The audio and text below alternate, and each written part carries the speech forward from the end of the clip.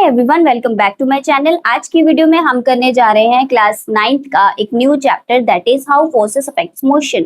Previous chapter में हम forces के बारे में पढ़ चुके हैं, हम आइसोलेशन के बारे में पढ़ चुके हैं, मोशन और मूवमेंट्स के बारे में पढ़ चुके हैं। सो इस चैप्टर में हम पढ़ेंगे कि बेसिकली ये सब जितनी भी फोर्सेस हमने पढ़ी थी उनके कुछ टाइप्स भी पढ़ेंगे, उन सबका अफेक्ट जो है मोशन के ऊपर कैसे पड़ेगा हम वो पढ़ेंगे, न्यूमेरिकल सॉल्व करेंगे, एक्सेस क्वेश्चन सॉल्व करेंगे और ये सब हम वन शॉट में ही कंप्लीट करेंगे। Okay, so let's get into the chapter now. सबसे पहले हम देखेंगे कि फोर्स एक्चुअली होती क्या है। तो फोर्स क्या होता है कि किसी भी चीज़ को या किसी भी ऑब्जेक्ट को पुल करना या पुश करना, दैट इज़ फोर्स। ठीक है, हमने कितनी स्ट्रेंथ से लगाई, दैट इज़ फोर्स। उसके अलावा अगर आपकी बुक की डेफिनेशन या प्रॉपर हम डेफिनेशन देख की जाए तो वो क्या होता है कि मान लो कोई भी ऑब्जेक्ट है वो अभी के लिए रेस्ट पे है, हमने उसको ऊपर फोर्स लगाई, चाहे उसे पुश किया चाहे उसे पुल किया, तो हमने उसकी पोजीशन चेंज कर दी। ठीक है, नेक्स्ट है अगर कोई भी बॉल मान लो ग्राउंड पे है, मोशन में है लेकिन, तो उसको हम क्या कर सकते हैं, उसको हम किक मार के उसकी डायरेक्शन भी चेंज कर सकते हैं या फिर उसे रोक भी सकते हैं। ठीक है, नेक्स्ट है अगर मान लो फॉर एग्जांपल ये स्टाइलस है, हम इसे फोर्स लगा के तोड़ भी सकते हैं। अगर हमारे पास कोई कैन हो, फॉर एग्जांपल कोक वाली कैन हो, तो उसे हम जोर से दोनों हाथों से इस तरह स्क्वीज़ भी कर सकते हैं। हम इन शॉर्ट हम कोई भी चीज़ की फोर्स लगा के शेप भी तो चेंज कर सकते हैं, या शेप या साइज एनीथिंग है ना, चेंज कर सकते हैं। सो कोई भी चीज़ फॉर एग्जांपल बॉल को किक करने के लिए, बॉल को स्ट्राइक करने के लिए, लेमन स्क्वीज़ करने के लिए, इन शॉर्ट कोई रेस्ट को मोशन में लाने के लिए, कोई मोशन वाली चीज़ को रेस्ट में लाने के लिए या डायरेक्शन चेंज करने के लिए, या फिर कोई चीज़ की शेप या साइज फोर्स लगा के चेंज करने जब करते हैं, वो किसकी हेल्प से करते हैं हम, फोर्स की हेल्प से। फोर्स की एग्जैक्ट जो आपकी बुक में डेफिनेशन है, that is force is an interaction that causes an object to accelerate, slow down, stop, change direction और डिफॉर्म। वही है एक्सेलरेट करना, थोड़ी स्पीड चेंज फास्ट कर देना, स्लो कर देना, रोक देना, डायरेक्शन चेंज कर देना या उसकी शेप और साइज चेंज कर देना, ये सब हम किसकी हेल्प से करते हैं, फोर्स की हेल्प पे। फोर्स को डिनोट किससे, उसकी ऐसे यूनिट क्या होती है, न्यूटन। फॉर एग्जांपल हमने पहले किया था ना, वेट को हम किससे डिनोट करते थे, वेट को हम डिनोट करते थे केजी से या ग्राम से। टाइम को हम डिनोट करते हैं सेकंड से या फिर मिनट से या आवर से। लेंथ को हम डिनोट करते थे मीटर से, सेंटीमीटर से। ठीक है, उसी तरह हम अगर फोर्स को डिनोट करना हो कोई ऐसे यूनिट से, तो वो किससे डिनोट करेंगे, न्यूटन से। अब न्यूटन जो है उसे हम डिनोट करते हैं कैपिटल एन से। उसके अलावा फोर्स हमेशा क्या शो करेगा, एक मैग्नीट्यूड और एक डायरेक्शन। मैग्नीट्यूड मतलब मैग्नीट्यूड क्या होता था, नंबर। फॉर एग्जांपल किसी बंदे ने 5 न्यूटन फोर्स लगाई, किसी ने 10 न्यूटन फोर्स लगाई, किसी ने 50 न्यूटन फोर्स लगाई, तो इसका मैग्नीट्यूड क्या होगा, ये जो नंबर्स है ना 5, 10, 50, ये सब क्या होंगे, मैग्नीट्यूड। जो नंबर होता है बेसिकली वो क्या होता है, मैग्नीट्यूड। उसके अलावा फोर्स लग किस डायरेक्शन में रही है वो भी बहुत मैटर करती है इस चैप्टर में। सो जब हमें मैग्नीट्यूड और डायरेक्शन दोनों चीज़ें जब चाहिए हों तो वो क्या बनाती है, वेक्टर क्वांटिटी। तो फोर्स क्या है, एक वेक्टर क्वांटिटी है। उसके अलावा अगर मान लो जैसे अगर मैंने आपसे पूछा कि बताओ इन तीनों में से किसकी फोर्स ज़्यादा लगी, तो किसकी आप बोलोगे, 50 न्यूटन वाली की तो बोलोगे। तो बस वही है कि जो मैग्नीट्यूड है वो क्या हमें बताता है कि फोर्स कितनी स्ट्रेंथ के साथ लगी। So the magnitude of the force expresses its strength. ठीक है, अब नेक्स्ट है कि फोर्स को हम मेजर किससे कर सकते हैं, तो किससे मेजर कर सकते हैं, एक स्प्रिंग बैलेंस की हेल्प से। इसको क्या बोलते हैं, स्प्रिंग बैलेंस। स्प्रिंग बैलेंस के एक एंड पे कोई भी आप चीज़ ऑब्जेक्ट लगा दो, उसका जितना वेट होगा ये जो स्केल है वो उतना ही ऊपर जाता जाएगा। उसके अलावा अगर आप ये यहाँ पर ये वेट ना होता, आप हाथों से उसे खींच रहे होते, तो जितनी आप फोर्स लगा के उसे खींच पा रहे हो ये उतना मीटर जो है ऊपर जाता जाएगा। तो ये बेसिकली आप कितनी फोर्स लगा रहे हो या फिर किसी चीज़ का अगर आपको वज़न नापना है तो उसके लिए क्या यूज़ किया जाता है, स्प्रिंग बैलेंस। ठीक है, अब नेक्स्ट है, ये फोर्स होती है दो टाइप्स की, एक होती है बैलेंस्ड फोर्स, एक होती है अनबैलेंस्ड फोर्स। बैलेंस्ड फोर्स क्या होती है कि जब मैग्नीट्यूड इक्वल हो, डायरेक्शन जो है वो ऑपोजिट हो। ठीक है, फॉर एग्जांपल ये एक चीज़ है, कोई भी बॉक्स है, इसको एक फोर्स यहाँ से लगी 5 न्यूटन, दूसरी फोर्स यहाँ से लगी 5 न्यूटन, तो क्या ये दोनों फोर्सेस ऑपोजिट डायरेक्शन में हैं, हाँ है, दोनों की मैग्नीट्यूड भी सेम है, तो इसको क्या बोलते हैं हम, बैलेंस्ड फोर्स।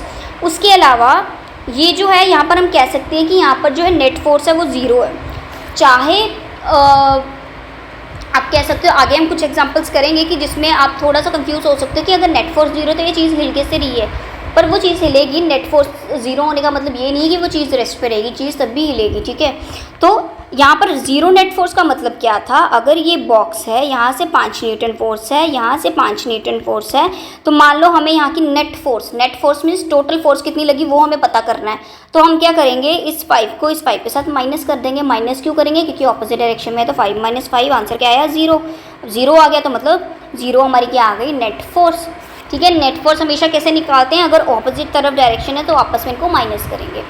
इसी चीज़ का उल्टा हो जाएगा अनबैलेंस फोर्स में। अनबैलेंस फोर्स में क्या होता है कि अनइक्वल मैग्नीट्यूड होंगे, डायरेक्शन ऑपोजिट होंगी। अब कैसे, ये बॉक्स है, यहाँ से डायरेक्शन फोर्स लगी 10 न्यूटन, यहाँ से फोर्स लगी 5 न्यूटन।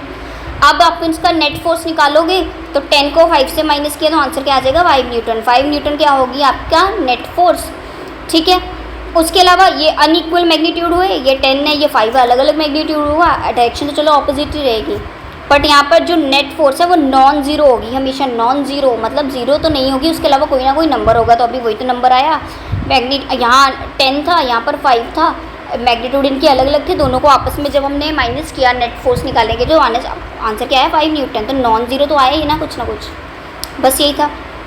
ये रहे कुछ एग्जाम्पल आपके बैलेंस्ड फोर्स के। कैसे, अगर इस आदमी ने ये जो बॉक्स को थोड़ा सा आगे से पुश किया, इसने एक फोर्स तो इसने ये लगाई, दूसरी फोर्स क्या लगी, ये जो फोर्स ऑफ फ्रिक्शन क्या होता है, मान लो ये मान लो आपका एक सरफेस है, ये सरफेस के ऊपर ये कोई भी ऑब्जेक्ट है, आप ऐसे मूव करवा रहे हो, तो ये जो मूव करवाते हो ना, तो ये जो ऑब्जेक्ट और सरफेस के बीच का जहाँ पर इसने कांटेक्ट किया, यहाँ पर भी एक फोर्स जो है वो पैदा होगी, that is force of friction. Force of friction basically रगड़ कह सकते हैं या थोड़ी सी रुकावट के लिए, ठीक है। तो जब भी हम किसी चीज़ को, अब जितनी फोर्स लगाकर मैंने इस पेन को यहाँ से पुश किया, उतनी ही फोर्स से क्या होगा, नीचे से फ्रिक्शन भी लग रही है, और कहाँ लग रही है, हमेशा ऑपोजिट डायरेक्शन को। ये 2-3 चीज़ें याद रखना कि जब ये जो फोर्स होती है, जितनी हमने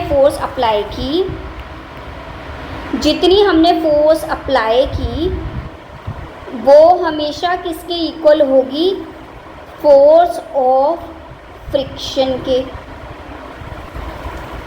मतलब ये लेकिन कब होगी, सिर्फ बैलेंस फोर्स के मामले में, ठीक है। और दूसरी चीज़, हमेशा ये दोनों चीज़ें क्या होंगी, ऑपोजिट डायरेक्शन में, ठीक है। ये चीज़ हमेशा बैलेंस फोर्स के मामले में होगी, ठीक है, ये याद रखना। अच्छा, नेक्स्ट है बायएंड फोर्स। क्या होगा, बायएंड फोर्स क्या होता है, फॉर एग्जांपल ये बाल्टी है, बाल्टी के अंदर क्या है, अब हमें पानी के ऊपर हमने क्या डाल दी, बॉल। अब ये जो एक तो हमें पता कि अर्थ के पास कौन सी फोर्स होती है, ग्रेविटी, जिसको हम ग्रेविटेशन फोर्स भी बोलते हैं। सो ग्रेविटेशन फोर्स बॉल को नीचे ले जाने की कोशिश करेगा, लेकिन क्योंकि इस बॉल के नीचे पानी है, तो पानी भी एक फोर्स अप्लाई करेगी, वो फोर्स क्या करेगी, बॉल को बाहर फेंकेगी, उसे क्या बोलेंगे, बायएंड फोर्स। अब ये जो बायएंड फोर्स है और ये जो ग्रेविटेशन फोर्स है, ये भी क्या होंगी, आपस में इक्वल होंगी, लेकिन होंगी एक दूसरे के ऑपोजिट। तो यहाँ पर भी क्या आ जाएगा, नेट फोर्स 0, और ये क्या बन जाएगी, बैलेंस फोर्स। नेक्स्ट ये टग ऑफ वॉर यहाँ पर चल रही है, दोनों की अगर मैग्नीट्यूड जो है यहाँ पर क्या है, इस वक्त इक्वल है, ठीक है। मैग्नीट्यूड इक्वल है, डायरेक्शन जो है इनकी ऑपोजिट है, तो यहाँ पर नेट फोर्स क्या होगी, 0 हो जाएगी, कोई भी जीत ही नहीं पाएगा। यहाँ पर क्या है, इस वाली जो टीम है इसने क्या किया, इसका मैग्नीट्यूड ज़्यादा हो गया, इनका कम हो गया। अब इनका मैग्नीट्यूड ज़्यादा, तो मतलब ऑब्वियसली यहाँ इस साइड राइट साइड को है, रस्सी को आराम से अपनी तरफ खींच पाएंगे और ये क्या जीत जाएंगे, यहाँ पर ये अनबैलेंस फोर्स होगी। अब अगर हमें निकालना हो कभी नेट फोर्स एक तो मैंने आपको बता दिया कि अगर ऑपोजिट डायरेक्शंस में तो हम हमेशा क्या करेंगे, माइनस। लेकिन कभी ना कभी ऐसी सिचुएशन भी तो आ सकती है जब नेट फोर्स एक ही साइड से चल रही हो, ठीक है। ये कार है, इसे 2 इंसान यहाँ से धक्का मार रहे हैं, अब हमें नेट फोर्स निकालनी है, तो हम क्या करेंगे, इन दोनों ने जो फोर्स लगाई दोनों को प्लस कर देंगे। फॉर एग्जांपल ये लेडी ने यहाँ पर फोर्स लगाई 5 न्यूटन, इस आदमी ने यहाँ पर फोर्स लगाई 10 न्यूटन। अब हमें नेट फोर्स निकालनी है, तो दोनों को क्या करोगे, plus 10 newton plus 5 newton equals to 15 newton, क्या आ गई इसकी नेट फोर्स, ठीक है। अब हम एक क्वेश्चन सॉल्व करेंगे। इस क्वेश्चन के अकॉर्डिंग हमें सबका क्या निकालना है, नेट फोर्स निकालना है और उसकी डायरेक्शन निकालनी है, ठीक है। नेट फोर्स क्या है, अब फर्स्ट पहले इसकी डायरेक्शन नेट फोर्स निकालेंगे। ये 10 न्यूटन है, ये 6 न्यूटन। तो मैंने क्या बोला, जब एक ही साइड से लगे तो उसको क्या करेंगे हमेशा प्लस। तो नेट फोर्स क्या आ जाएगी, 10 + 6 = 16 न्यूटन। ठीक है, अब 16 न्यूटन दोनों की दोनों यहीं से तो लग रही है, आगे से तो कोई फोर्स है ही नहीं, तो मतलब बॉक्स यहीं को जाएगा। कहाँ जाएगा, डायरेक्शन क्या होगी, टू द राइट साइड। क्या इतना समझ आया? ठीक है, अब नेक्स्ट है इस यहाँ से 10 न्यूटन फोर्स लगी, यहाँ से 6। अब मैंने बोला था जितनी बारी ऑपोजिट डायरेक्शन में लगेगी हमेशा क्या होगा, माइनस। तो नेट फोर्स क्या होगा, 10 - 6, आंसर क्या आया, 4 न्यूटन नेट फोर्स आ गई। अब बताओ बॉक्स मूव किस साइड करेगा, तो ये भी मैंने आपको बताया था कि यहाँ 10 मैग्नीट्यूड जिसका ज़्यादा हो मतलब उसकी तरफ से फोर्स ज़्यादा होगी। 10 वाला जो है वो ज़्यादा अच्छे से धक्का मार पाएगा इस साइड को 6 वाले से, क्योंकि 10 जो है बड़ा है। ठीक है, सो बॉक्स कहाँ को जाएगा, यहाँ पर भी राइट साइड को। यहाँ पर सेम इसी की तरह बस उल्टा हो जाएगा, 10 इस साइड आ गया और 6 इस साइड आ गया। तो नेट फोर्स तो क्या आ जाएगी, 10 - 6 = 4 न्यूटन। अब 10 इस साइड है, मतलब ये इस तरफ को ज़्यादा अच्छे से धक्का मार पाएगा, तो बॉक्स कहाँ जाएगा, लेफ्ट साइड। क्या इतना समझ आया? आप देखेंगे नेक्स्ट क्वेश्चन, बहुत सिंपल सा क्वेश्चन है कि ये जो है एक लेडी वेट लिफ्टिंग कर रही है। अब बताओ कि यहाँ पर ना इन्होंने बोला कि 2 फोर्सेस लग रही हैं, बताओ कौन कौन सी 2 फोर्सेस लगेंगी। ठीक है तो 2 फोर्सेस कौन सी, जो भी 2, उसके बाद उन्होंने बोला पहले तो पता करो कि 2 फोर्सेस कौन कौन सी लग रही है। फिर उन्होंने बोला कि वो जो 2 फोर्सेस है क्या वो आपस में बैलेंस है या नहीं, तो ये बताओ। तो पहली फोर्स जो है वो कौन सी लग रही है, ये लेडी अपनी मसल्स की हेल्प से इसे ऊपर उठा पा रही है, वेट लिफ्टिंग अपनी मसल्स की हेल्प से कर पा रही है, इस वेट को वो अपने मसल्स की हेल्प से उठा पा रही है। तो पहली फोर्स तो लग जाएगी मस्क्यूलर फोर्स। ठीक है, दूसरी फोर्स अर्थ अपनी लगा रही है ग्रेविटेशनल फोर्स, इस उतने ही फोर्स से वो नीचे भी खींचेगी, ग्रेविटी भी तो नीचे खींच रही है, तो ये दूसरी फोर्स क्या लगेगी, ग्रेविटेशनल फोर्स। ठीक है, ये दोनों फोर्स हमें पता चल गई। अब बताओ ये दोनों आपस में बैलेंस है या नहीं, तो ऑब्वियसली ये बैलेंस है, क्योंकि अगर ये बैलेंस ना हुई तो ये वेट लिफ्टिंग कर ही नहीं पाएगी। ठीक है, तो बैलेंस फोर्स को क्या करना, एक बैलेंस फोर्स जो है वो हमेशा क्या होती थी, ऑपोजिट डायरेक्शन में, और दोनों के मैग्नीट्यूड सेम होते थे, तभी तो वो बैलेंस फोर्स बनती थी। तो हम लिख सकते हैं कि ये दोनों क्या होगी, बैलेंस्ड फोर्स, बैलेंस्ड होंगी तभी वो वेट लिफ्टिंग कर पाएगी। ठीक है, अब नेक्स्ट क्वेश्चन है, इन्होंने बोला है कि ये एक आर है एक एस है, दोनों क्या कर रहे हैं, आर्म रेसलिंग कर रहे हैं, पंजा लड़ा रहे हैं। तो बताओ कौन जीतेगा, जिसकी फोर्स का मैग्नीट्यूड ज़्यादा होगा वही जीतेगा। एक बंदा 5 न्यूटन फोर्स लगा रहा है, एक 20 न्यूटन फोर्स लगा रहा है, तो कौन जीतेगा, ऑब्वियसली 20 वाला जीतेगा। बस वही है, जिसका मैग्नीट्यूड ज़्यादा होगा वो जीतेगा। नेक्स्ट है फोर्स ऑफ फ्रिक्शन के बारे में, हम पहले ऑलरेडी थोड़ा बहुत कर चुके हैं, थोड़ा बहुत एक फिर से देख लेते हैं कि ये बॉक्स को है, ये लड़की जो है पुश कर रही है इस तरफ को उसने जितनी फोर्स से पुश किया, अब नीचे से फोर्स ऑफ फ्रिक्शन भी लगेगी वो तो हर टाइम, क्योंकि कांटेक्ट में है बॉक्स, ये बॉक्स और सरफेस जो है आपस में कांटेक्ट में तो है ही, तो फोर्स ऑफ फ्रिक्शन तो लगेगी। ठीक है, अब हमें एक चीज़ याद रखनी है कि कोई भी बॉक्स या कोई भी ऑब्जेक्ट कब मूव करेगा, जब ये वाली जो फोर्स जो अप्लाई कर रही है, जो अप्लाइड फोर्स है, जब वो ज़्यादा होगी as compare to the force of friction. ठीक है, फोर्स ऑफ फ्रिक्शन जो है, जो अप्लाइड फोर्स है वो उसका मैग्नीट्यूड हमेशा ज़्यादा होना चाहिए, किससे, फोर्स ऑफ फ्रिक्शन से। अगर ऐसा होगा सिर्फ तभी जो है वो बॉक्स जो है मूव कर पाएगा, ये चीज़ आपको जो है याद रखनी है। ठीक है, अब नेक्स्ट है, उन्होंने बोला एक तो हमें चलो पता चल गया कि हम जब फोर्स अप्लाई करते हैं तो सामने से क्या आता है, फोर्स ऑफ फ्रिक्शन आएगा, ये तो हमें पता है। उसके अलावा कौन कौन सी फोर्स लगती हैं वो भी हमें पता होनी चाहिए। उसके अलावा एक फोर्स जो हमेशा हर बार लगेगी that is gravitational force. Gravitational force ना हो तो ये बॉक्स तो हवा में उड़ने लग जाएगा। ठीक है, तो हमेशा क्या लगेगी, ग्रेविटेशनल फोर्स भी लगेगी, जो नीचे की पकड़ के रखेगी ज़मीन कोई भी ऑब्जेक्ट को। दूसरी फोर्स क्या कौन सी लगेगी, नॉर्मल फोर्स, बिल्कुल ग्रेविटेशनल फोर्स के ऊपर या फिर ये बिल्कुल सरफेस से परपेंडिकुलर होगी, दैट इज़ नॉर्मल फोर्स। हालांकि इसका कुछ खास इफेक्ट होगा नहीं, तो इसे हम नेग्लिजिबल ही मानते हैं। So main gravitational force, force of friction, applied force and normal force, ये 4 फोर्सेज जो हैं किसी भी ऑब्जेक्ट पे लगती हैं। नेक्स्ट है, ये छोटी सी एक्टिविटी दे रखी है जिसमें आपने फोर्स ऑफ फ्रिक्शन के बारे में बताया गया कि ये जो रबर बैंड है, रबर बैंड ने क्या किया, इस कॉइन को कॉइन आपने यहाँ से इस रबर बैंड और इस कॉइन को पकड़ के रखा और पीछे की तरफ खींचा, पीछे की तरफ खींचते ही आपने अचानक से यहाँ से रबर बैंड छोड़ी। अब जैसे ही रबर बैंड छोड़ी ये कॉइन आगे की तरफ पुश होगा, ठीक है, आगे की तरफ पुश हुआ किसकी हेल्प से? Force due to rubber band. Rubber band ने एक फोर्स ही तो क्रिएट की थी, है ना, उसको धक्का मार के। दूसरी फोर्स कौन सी लगेगी? Force of friction. Force of friction तो लगेगी, अगर मान लो अगर कॉइन टेबल के ऊपर है तो फोर्स ऑफ फ्रिक्शन टेबल और कॉइन के बीच में तो हो गया ही, और वो फोर्स ऑफ फ्रिक्शन क्या करेगा? थोड़ी देर बाद उस कॉइन को रोक देगा, ठीक है। अब हम करेंगे न्यूटन का पहला लॉ। न्यूटन का के 3 लॉज हैं आपके इस चैप्टर में। वैसे हाँ चलो हर उसमें तीन ही होते हैं, लेकिन इसमें जो फर्स्ट और थर्ड लॉ है वो तो बहुत ईजी है, नॉर्मल डेफिनेशन है। सेकंड लॉ जो है उसमें थोड़ा बहुत आपको फॉर्मूला याद करना पड़ेगा, डायरेक्शन न्यूमेरिकल सॉल्व करने हैं। फर्स्ट फिलहाल के लिए देखा जाए तो फर्स्ट लॉ बहुत वही है, सेम जो मैंने आपको पहले बताया था कि कोई भी अगर बॉडी है या कोई भी ऑब्जेक्ट है वो तब तक के लिए रेस्ट में रहेगी या फिर तब तक के लिए मोशन में रहेगी जब तक हम उसके ऊपर कोई एक्सटर्नल फोर्स ना डाल दें, ठीक है। An object at rest remains at rest. एक ऑब्जेक्ट तब तक के लिए रेस्ट में रहेगा, या फिर an object in motion continues to move with a constant velocity unless net force act upon the object. कब तक? जब तक कोई भी नेट फोर्स या एक्सटर्नल फोर्स ना लगाई जाए तब तक कोई भी एक ऑब्जेक्ट जो रेस्ट में था वो रेस्ट में ही रहेगा। अगर कोई एक चीज़ मोशन में थी तो वो मोशन में ही रहेगी। कब तक? जब तक कोई एक्सटर्नल फोर्स ना लगाई जाए। एक चीज़ अब यहाँ नोट करो, यहाँ पर इन्होंने दिया था कांस्टेंट वेलोसिटी। फॉर एग्जांपल आपने ना बॉल को फ्लोर के ऊपर ऐसे थोड़ा सा धक्का दे दिया, अब वो आगे आगे बॉल जाती जा रही है, तो अब वो किस वेलोसिटी से या किस स्पीड से जा रही है वो सेम ही रहेगी, क्योंकि अपने आप तो बॉल जो है वो चेंज करेगी नहीं, है ना। वेलोसिटी वगैरह या स्पीड अपने आप तो चेंज कर नहीं पाएगी। वो अलग बात है कि फोर्स ऑफ फ्रिक्शन की वजह से वो कुछ टाइम बाद रुक जाएगी, लेकिन बॉल रुकने से पहले अगर आपने और थोड़ा सा उसे धक्का देके फोर्स लगा दी तो आपने क्या किया? वेलोसिटी उसकी चेंज कर दी, बॉल क्या और थोड़ी सी स्पीड हो गई या उसकी डायरेक्शन चेंज हो गई, कुछ भी हो गया। सो अगर तो किसी भी चीज़ की या किसी भी ऑब्जेक्ट की कांस्टेंट वेलोसिटी है तो उसका एक्सेलरेशन हमेशा क्या होगा? 0। ये आपको याद रखना है, ये आगे न्यूमेरिकल में आएगा, ठीक है। तो ये नोट कर लो कि अगर किसी भी चीज़ की जो है कांस्टेंट वेलोसिटी है, कांस्टेंट वेलोसिटी में अगर वो मूव कर रहा है तो उसका एक्सेलरेशन हमेशा क्या होगा? 0।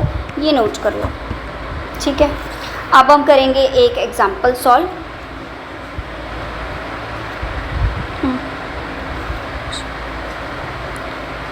एक एग्जाम्पल है, a person is exerting a force on a moving box in the forward direction which is equal to the force of friction. अब इन्होंने क्या बोला है? एक आदमी जो है बॉक्स, ये जो बॉक्स है, एक आदमी यहाँ पर बॉक्स है उसको पुश कर रहा है। पुश करने के बाद जितनी उन्होंने क्या बोला कि ये जो अप्लाइड फोर्स है, जितनी फोर्स के साथ उसने पुश किया वो इक्वल है किसके? फोर्स ऑफ फ्रिक्शन के। तो ये तो मैं आपको पहले बता चुकी हूँ कि जब फोर्स ऑफ अप्लाइड फोर्स और जो उसके ऑपोजिट डायरेक्शन से आने वाली जो फोर्स होगी, अगर वो ऑपोजिट हुई और अगर वो इक्वल हुई तो उनकी नेट फोर्स हमेशा क्या होगी? 0, ठीक है।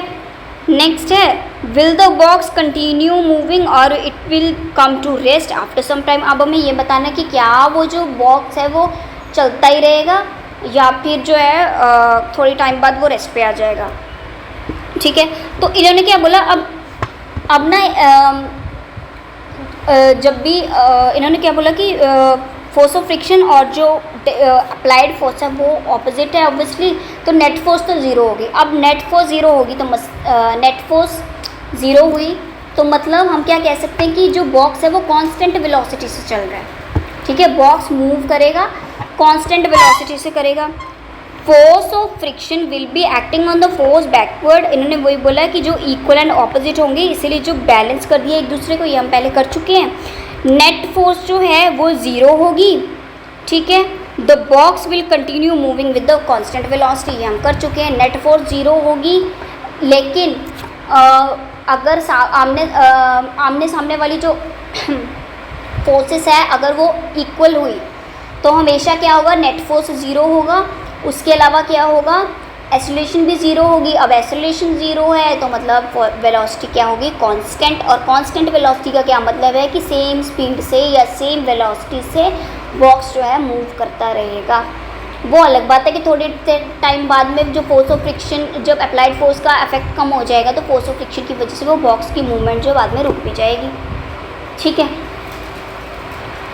अब इन्होंने क्या बोला है कि आप ना ग्राफ बनाओ, पोजीशन टाइम ग्राफ और एक वेलोसिटी टाइम ग्राफ, कब किस कंडीशन में, जब कोई भी नेट फोर्स नहीं है। अब यहाँ पर दो कंडीशन है।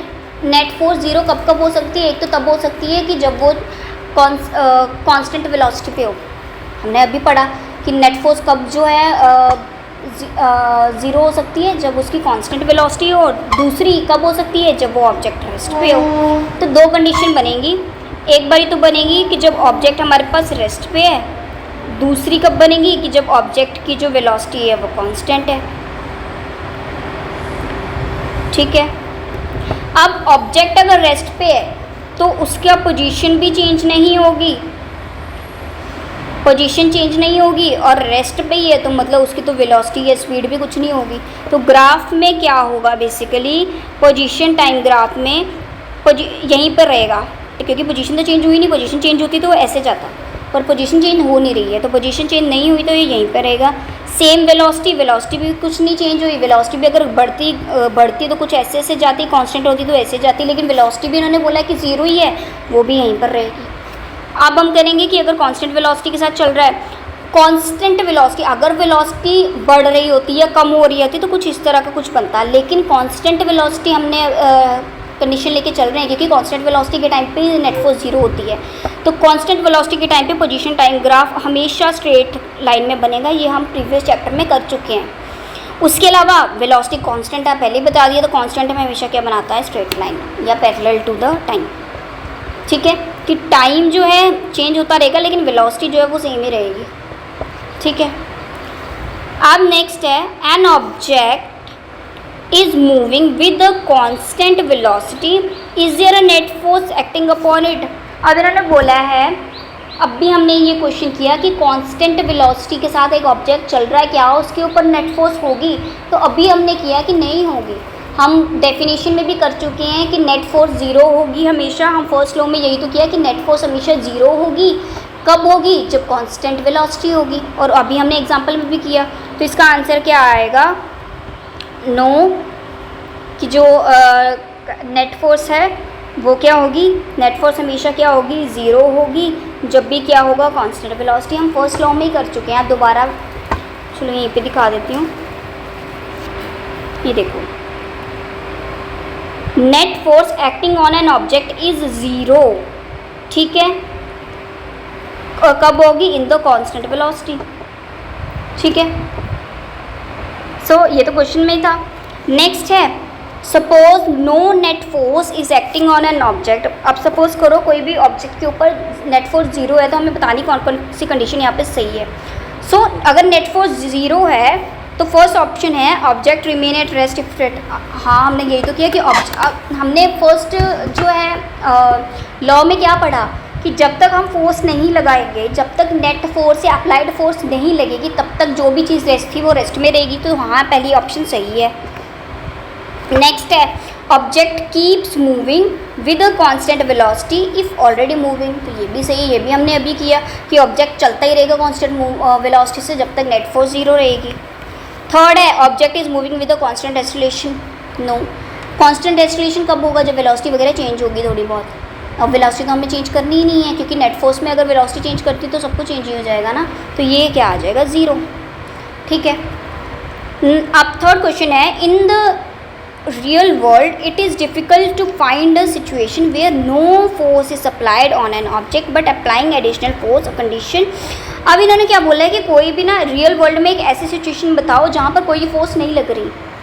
ठीक है, अब वैसे अब कोई भी फोर्स नहीं लग रही तो हम उसमें ना सिर्फ एडिशनल फोर्सेस की बात कर सकते हैं। एडिशनल फोर्स मतलब जो हम बाहर से धक्का दे के या पुश कर रहे हैं उसको हम इग्नोर कर सकते हैं, लेकिन अगर हमने पहले पढ़ा था कि ग्रेविटेशन फोर्स हो गई या नॉर्मल हो गया, इनको हम इग्नोर नहीं कर सकते। तो मतलब ऐसी तो फॉर एग्जांपल, अब इसमें ना एक एग्जांपल हम क्या लिख सकते हैं, book resting on a table. A book is resting on a table ये क्या होगा, एक एग्जांपल इसका, जब कोई भी नेट फोर्स नहीं है, हम बुक को पुश या पुल नहीं कर रहे, लेकिन उसके अलावा एक फोर्स अभी भी लग रही है, दैट इज़ ग्रेविटेशनल फोर्स, और दूसरी नॉर्मल फोर्स। ठीक है, तो ये इसका एग्जांपल हो जाएगा कि जब कोई भी हम फोर्स नहीं लगा रहे। ठीक है, कोई जितनी भी चीज़ें रेस्ट में है, जितनी भी चीज़ें जब तक हमने उसके ऊपर फोर्स नहीं लगाई, वो सब इसी का एग्जांपल है कि नेट फोर्स ज़ीरो होगी। अब हम करेंगे Newton second law of motion. ठीक है, न्यूटन का सेकंड लॉ ऑफ मोशन हमें क्या बोलता है कि फोर्स जो है वो क्या प्रोड्यूस करेगा, एक्सेलरेशन। ठीक है, फोर्स क्या प्रोड्यूस करेगा, एक्सेलरेशन। हमने पहले किया था कि अगर हम फोर्स नहीं लगा रहे तो वेलोसिटी हमेशा क्या रहेगी, ज़ीरो, लेकिन अगर हमने फोर्स लगा दी तो उससे वेलोसिटी चेंज होगी, वेलोसिटी चेंज होगी तो हमें क्या मिलेगा, एक्सेलरेशन। ठीक है, when a net force accelerates in the direction of the net force, the magnitude of the acceleration is proportional to the magnitude of the net force। ये अब हम आपको मैं फॉर्मूला कराऊंगी तो आपको समझ आएगा। तो अभी के लिए कि उन्होंने क्या बोला कि कोई भी एक net force acts on an object, the object accelerates. मान लो बॉल कोई भी थी, वो मोशन में थी। ठीक है, हमने उसके ऊपर फोर्स लगा दी, डायरेक्शन चेंज हो गई। अब डायरेक्शन चेंज क्यों हुई, क्योंकि हमने उसकी स्पीड हल्की सी चेंज की, स्पीड या वेलोसिटी चेंज की। अब वेलोसिटी चेंज कर दी तो मतलब एक्सेलरेशन लगेगी ही लगेगी।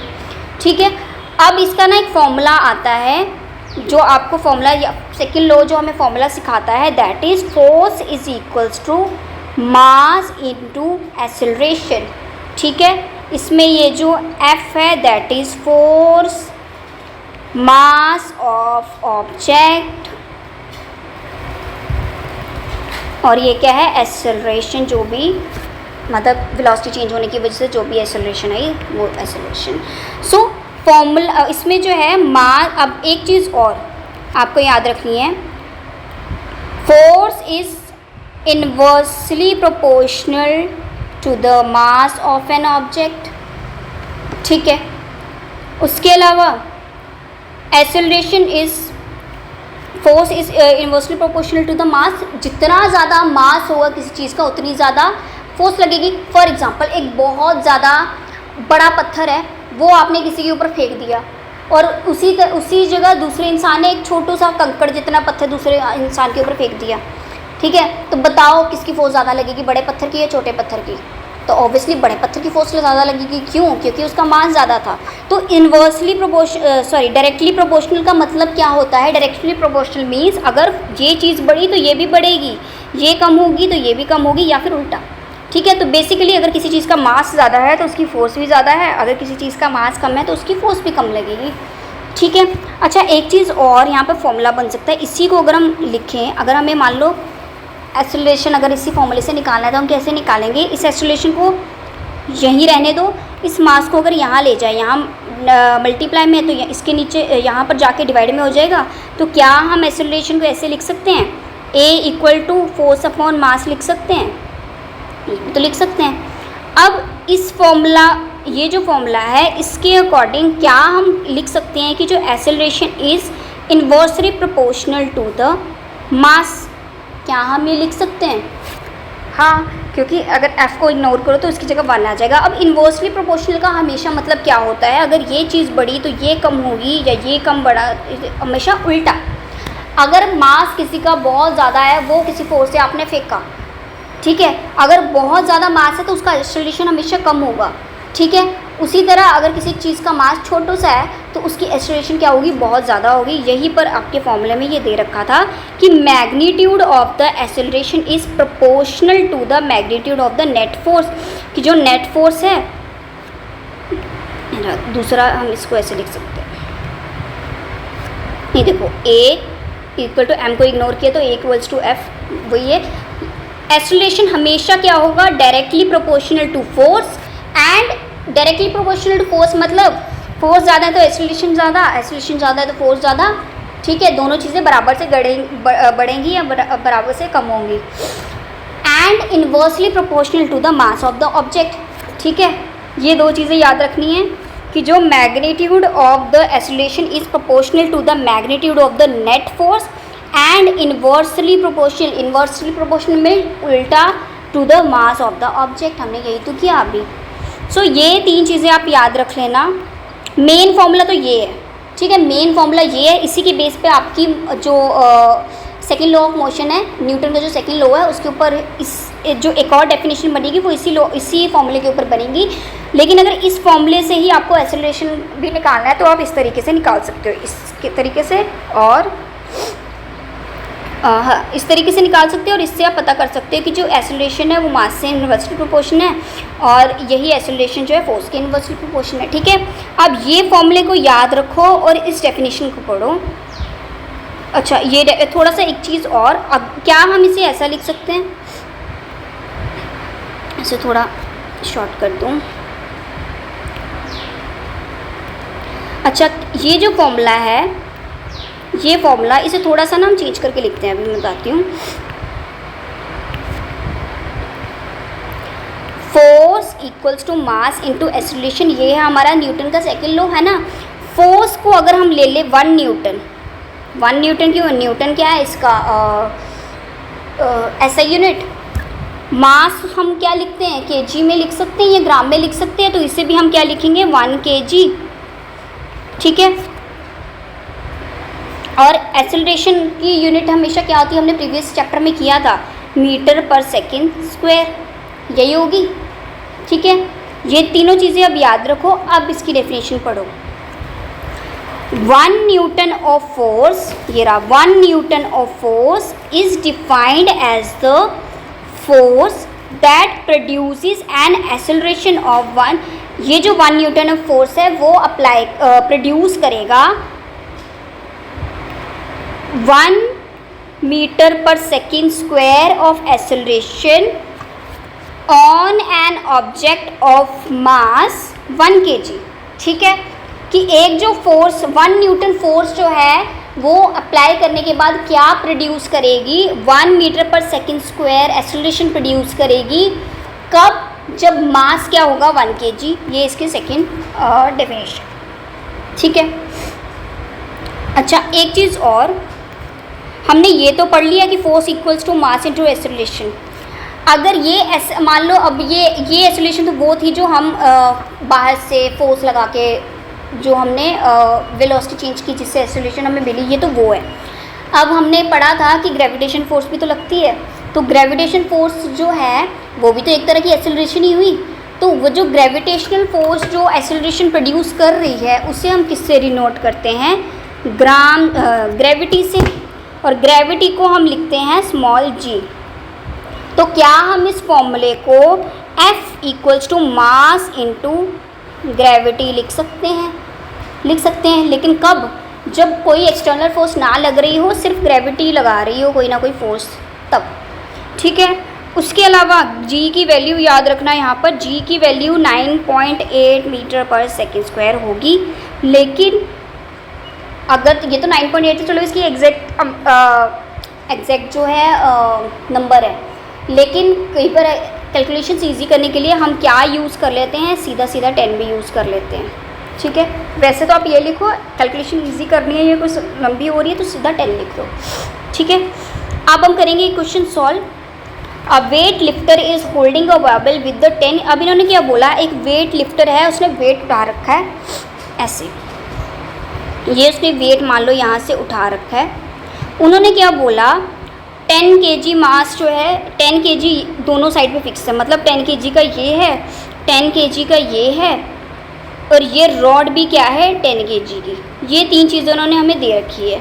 अब इन्होंने बोला है कि बताओ कितनी फोर्स जो है उस वेट लिफ्टर को लगानी पड़ रही है इस वेट को उठाने के लिए, ठीक है, कितनी फोर्स लग रही है। अब हमें यहाँ पर 2 फॉर्मूले मैंने आपको करवाए थे, तो हमें कौन कौन से ये 2 फॉर्मूले थे, दोनों में से कौन सा यूज़ होगा यहाँ पर, दोनों में से ये वाला हम यूज़ करेंगे क्योंकि हमारे पास यही चीज़ें अभी दे रखी हैं, ठीक है। और दूसरी चीज़ कैसे, मास तो हमें ये तीनों को हम प्लस कर देंगे, टोटल मास निकल आएगा, ठीक है। टोटल मास ऑफ वेट, तो 10 + 10 + 10, तो टोटल मास कितना आ गया 30 kg और ये जो वेट है, ठीक है। ग्रेविटी दूसरी, हमने अभी पिछले एक एग्जांपल में पढ़ा था कि जब वेट लिफ्टर ने वेट उठाया, एक तो उसकी मस्कुलर फोर्स ऊपर लग रही थी, और वही मस्कुलर फोर्स तो अभी हमें फाइंड करनी है कि कितनी लगाई, ठीक है। दूसरी फोर्स कौन सी थी, जो ग्रेविटेशनल फोर्स नीचे को खींच रही थी, ठीक है। तो वो जो ग्रेविटेशनल फोर्स थी वो ये रही। अब हम क्या हम फोर्स निकाल सकते हैं। फोर्स अगर हम फोर्स निकाली मास इंटू जी, तो आंसर क्या आया 30 इंटू या तो 9.8 कर लो, या फिर चलो सीधा 10 भी वैसे कर सकते हो, फिर वो अप्रॉक्स आ जाएगी, ठीक है। या फिर सीधा 10 कर लो, जो आपको सही लगता है वो यहाँ पर लिख के आगे न्यूटन लगा दो। अब यहाँ पर देखा जाए तो हमने तो फोर्स निकाली जो ग्रेविटी ने लगाई, लेकिन हमें तो फाइंड करनी थी कि जो उस वेट लिफ्टर ने लगाई ऊपर उठाते टाइम, तो हमने इसकी क्यों निकाली, इसकी क्यों निकाली, क्यों? क्योंकि हमने पिछले क्वेश्चन में किया था कि ये दोनों जो फोर्सेस है वो आपस में बैलेंस करनी पड़ेंगी, इक्वल करनी पड़ेंगी, तभी वो उस वेट को आराम से उठा पाएगी, है ना। तो मतलब अगर हमने इसका वेट निकाल दिया तो इसका भी तो निकल आया, सेम ही होगा, इक्वल ही होगा, ठीक है। तो ये यहीं पे फिनिश। अब नेक्स्ट है, a student is trying to push a stationary block. एक स्टूडेंट है वो एक ब्लॉक को जो है उठाने की कोशिश कर रहा है, that is 25 kg in an horizontal floor, maximum force of friction opposing the motion is 15। अच्छा, अब इन्होंने हमें बता दिया है कि ये जो बॉक्स है इसे एक लड़का जो है पुश कर रहा है, मान लो इस तरफ को पुश किया, इसका मास क्या है इस बॉक्स का 25 kg। अब उन्होंने क्या बोला है कि जो फोर्स ऑफ फ्रिक्शन लग रही है, फ्रिक्शन जो लग रही है वो कितनी है, 50 न्यूटन, ठीक है। अब उन्होंने दो कंडीशन दी है, हमें क्या पता करना है, डिस्प्लेसमेंट पता करना है कि कितना पुश कर पाया वो लड़का जो है इस बॉक्स को। तो पहले केस में तो आ जाएगा, फर्स्ट केस में तो आएगा, उन्होंने क्या बोला, लड़के ने कितनी फोर्स लगाई, 50 न्यूटन। अब ध्यान से देखना, हमें ये तो पता चल गया कि लड़के ने जो फोर्स लगाई वो 50 न्यूटन है। अब हम ये पहले ही कर चुके हैं कि अगर जो अप्लाइड फोर्स है और जो फोर्स ऑफ फ्रिक्शन जो है वो दोनों अगर इक्वल हो तो वो आपस में कैंसिल हो जाएंगी और नेट फोर्स क्या निकल आएगी, ज़ीरो। अब नेट फोर्स ज़ीरो निकली तो मतलब डिस्टेंस तो डिस्प्लेसमेंट तो कुछ हुआ ही नहीं, तो फिर डिस्प्लेसमेंट क्या आएगा, ज़ीरो, ठीक है। फोर्स जो है फ्रिक्शन जो है वो 50 न्यूटन थी, ठीक है। अप्लाइड फोर्स भी 50 न्यूटन है, दोनों को हमने माइनस किया, आंसर क्या आया, ज़ीरो। तो नेट फोर्स भी क्या आई, नेट फोर्स क्या आई, ज़ीरो। अब नेट फोर्स भी क्या आई, ज़ीरो हुई, तो मतलब डिस्प्लेसमेंट भी क्या होगा, ज़ीरो, ठीक है। हमने क्योंकि क्या किया था कि जब भी बॉक्स को पुश करना है तो इसका मैग्नीट्यूड, अप्लाइड मैग्नीट्यूड हमेशा ज़्यादा होना चाहिए फ्रिक्शन वाले से, हमने किया था पिछले एग्जाम्पल में, ठीक है। अब सेकंड केस देखते हैं, उसमें इन्होंने क्या बोला है कि इस बारी उसने फोर्स लगाई है 55 न्यूटन। अब अगर हमने इसका सेकंड पार्ट हम सॉल्व करेंगे, सेकंड पार्ट में इस बारी हमने दे रखा है कि जो फोर्स अप्लाई की गई वो क्या है, 55 न्यूटन, ये देखो दे रखा है 55 न्यूटन दे रखा है।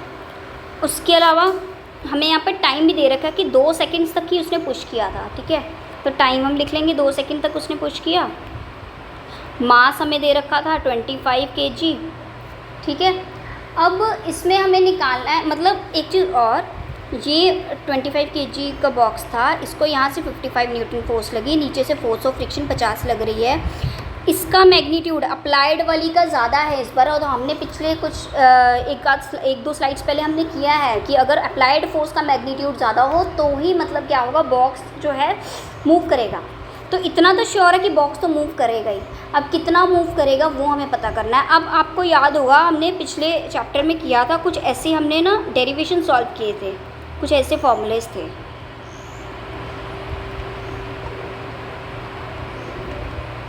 कुछ ऐसे फॉर्मूलेस हमने डिराइव किए थे, हम यही अब फॉर्मूलेस यूज़ करेंगे। अब अगर ध्यान से देखो तो इनमें से देखो कि हमारे पास कौन कौन सी चीज़ें इसमें दे रखी है। इनिशियल वेलोसिटी, तो इनिशियल वेलोसिटी भी हम लिख सकते हैं यहाँ पर। इनिशियल वेलोसिटी क्या होगी, ज़ीरो। इनिशियल वेलोसिटी ज़ीरो क्यों होगी, क्योंकि हमने क्या बोला था कि जो स्टेशनरी ब्लॉक है, ये स्टेशनरी मीन्स रेस्ट में, और हमने ये भी किया था कि स्टेशनरी अगर कोई रेस्ट वाली चीज़ को हम मोशन में ला रहे हैं तो हमेशा जो इनिशियल वेलोसिटी होगी वो ज़ीरो होगी, ठीक है। सो इनिशियल, अब देखते हैं इनमें से कौन कौन सी चीज़ें हमें, इनिशियल वेलोसिटी तो दे रखी है, ऐसे रिलेशनशिप चलो हम निकाल लेंगे फोर्स को मास के साथ इनटू करके, ठीक है। ऐसे हमें पता करना है, लेकिन हमें फाइनल वेलोसिटी नहीं दे रखी, तो मतलब ये फॉर्मूला तो नहीं जाएगा, ठीक है। ये रहा डिस्टेंस, एस जो है डिस्टेंस, ये तो हमें पता करना है। फाइनल इनिशियल वेलोसिटी हमें दे रखी है, टाइम भी हमें दे रखा है 2 सेकेंड्स, हाफ तो चलो ठीक है, एक्सेलरेशन हम निकाल लेंगे, टाइम तो मतलब ये हम यूज़ कर सकते हैं। इसमें फिर से वो फाइनल वेलोसिटी पूछ रहे तो ये भी यूज़ नहीं होगा, तो मतलब सेकंड वाला फॉर्मूला हम यहाँ यूज़ कर सकते हैं। अब एक चीज़ पहले, ये फॉर्मूला निकालने से पहले हम एक चीज़ पहले निकालेंगे, नेट फोर्स कितनी है।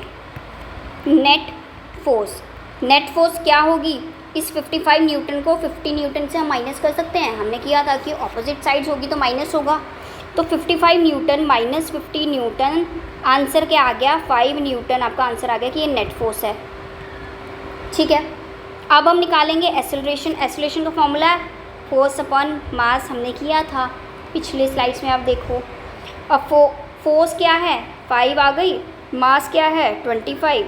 ठीक है, इसे करो 1/5, तो 1/5, इसे अगर आपने आगे सॉल्व किया तो 0.2 आ जाएगा। ठीक है, अब एसेलरेशन है तो मीटर पर सेकेंड स्क्वायर इसका ऐसे यूनिट। ओके, अब हम लगाएंगे ये वाला फॉर्मूला। अब हमें सारी चीज़ें मिल गई हमारी, है ना।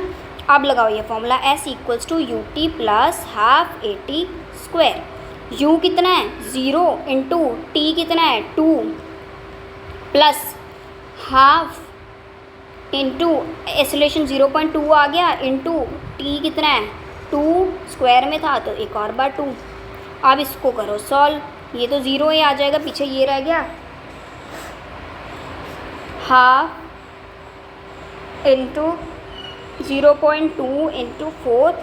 अब इसको सॉल्व करो, जितना आपका आंसर आया वो क्या निकल आएगा डिस्टेंस, और उसको आप लिख दोगे मीटर में। ठीक है, मीटर में क्यों लिखोगे, एसेलरेशन ये भी तो मीटर में निकाल रहे थे हम लोग। ठीक है, तो ये क्या आंसर आ जाएगा आपका मीटर में, फिनिश। अब नेक्स्ट क्वेश्चन सॉल्व करेंगे। इसमें क्या है, इन्होंने क्या बोला, हमें फोर्स पता करनी है। इस बार ये फोर्स पता कब 0 से लेकर ये 5 सेकेंड, इसकी पहले फोर्स पता करो, फिर इसकी फोर्स पता करो, फिर इसकी फोर्स पता करो। ठीक है, अब उससे पहले अगर हम चीज़ देखें तो यहाँ पर है, तो मतलब फोर्स यहाँ पर तो इंक्रीज़ हुई। ठीक है, यहाँ पर जो है यहाँ पर सॉरी वेलोसिटी इंक्रीज़ हुई, यहाँ पर वेलोसिटी कांस्टेंट रही, और यहाँ पर वेलोसिटी कम हो गई। ठीक है, अब हम देखते हैं यहाँ पर भी कुछ एक आध फॉर्मूला लगेगा। वो क्या लगेगा कि हमारे पास पहले क्या क्या चीज़ें हैं वो हम देख लेंगे। मास हमारे पास है 1500, वेलोसिटी हम इनिशियल और फाइनल दोनों हम निकाल सकते हैं, ग्राफ को देख के इनिशियल फाइनल दोनों हम निकाल सकते हैं। और क्या रह गया, निकालना क्या है हमें, force. F = mass into acceleration, ये फॉर्मूला है। तो मतलब मास हमें दे रखा है, फोर्स हमें निकालना है, एसेलरेशन भी अब हम निकाल सकते हैं। कैसे, एसेलरेशन का फॉर्मूला क्या होता था अगर आपको याद हो तो, initial final minus initial velocity upon 2 time. ये क्या था, एसेलरेशन निकालने का फॉर्मूला होता था, हमने प्रीवियस चैप्टर में किया है। अब ये चीज़ें अगर हमारे पास दे रखी, सब कुछ दे रखा है हमारे पास, कैसे इनिशियल और फाइनल वेलोसिटी भी हम ग्राफ से पता कर सकते हैं, टाइम भी हम ग्राफ से पता कर सकते हैं, तो मतलब हम निकाल लेंगे। अब हम करते हैं फिर फर्स्ट केस सॉल्व। सो पहला केस सॉल्व करें 0 to 5 सेकेंड्स।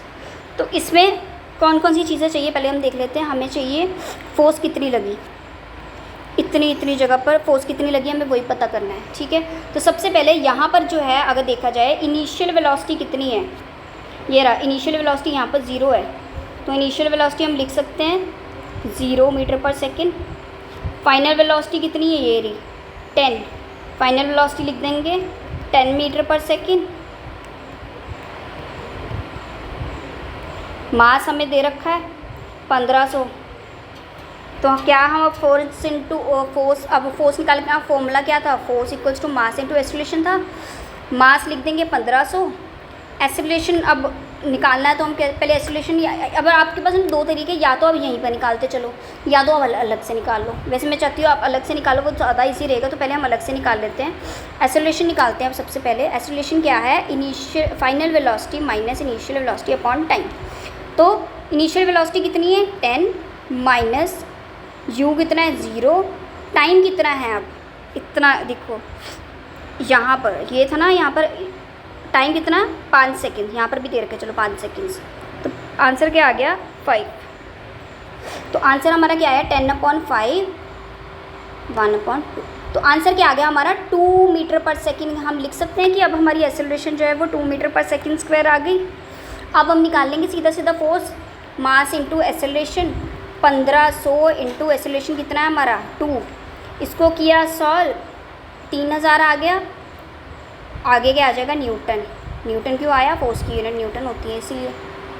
ठीक है, आप करेंगे सेकंड वाला सॉल्व। 5 to 10 सेकेंड्स, ये रहा 5 to 10 सेकेंड, ये वाला कांस्टेंट वाला। तो इसकी इनिशियल वेलोसिटी कितनी है 10, फाइनल वेलोसिटी भी कितनी है 10 नहीं है। टाइम कितना है बीच में 5 सेकेंड्स का।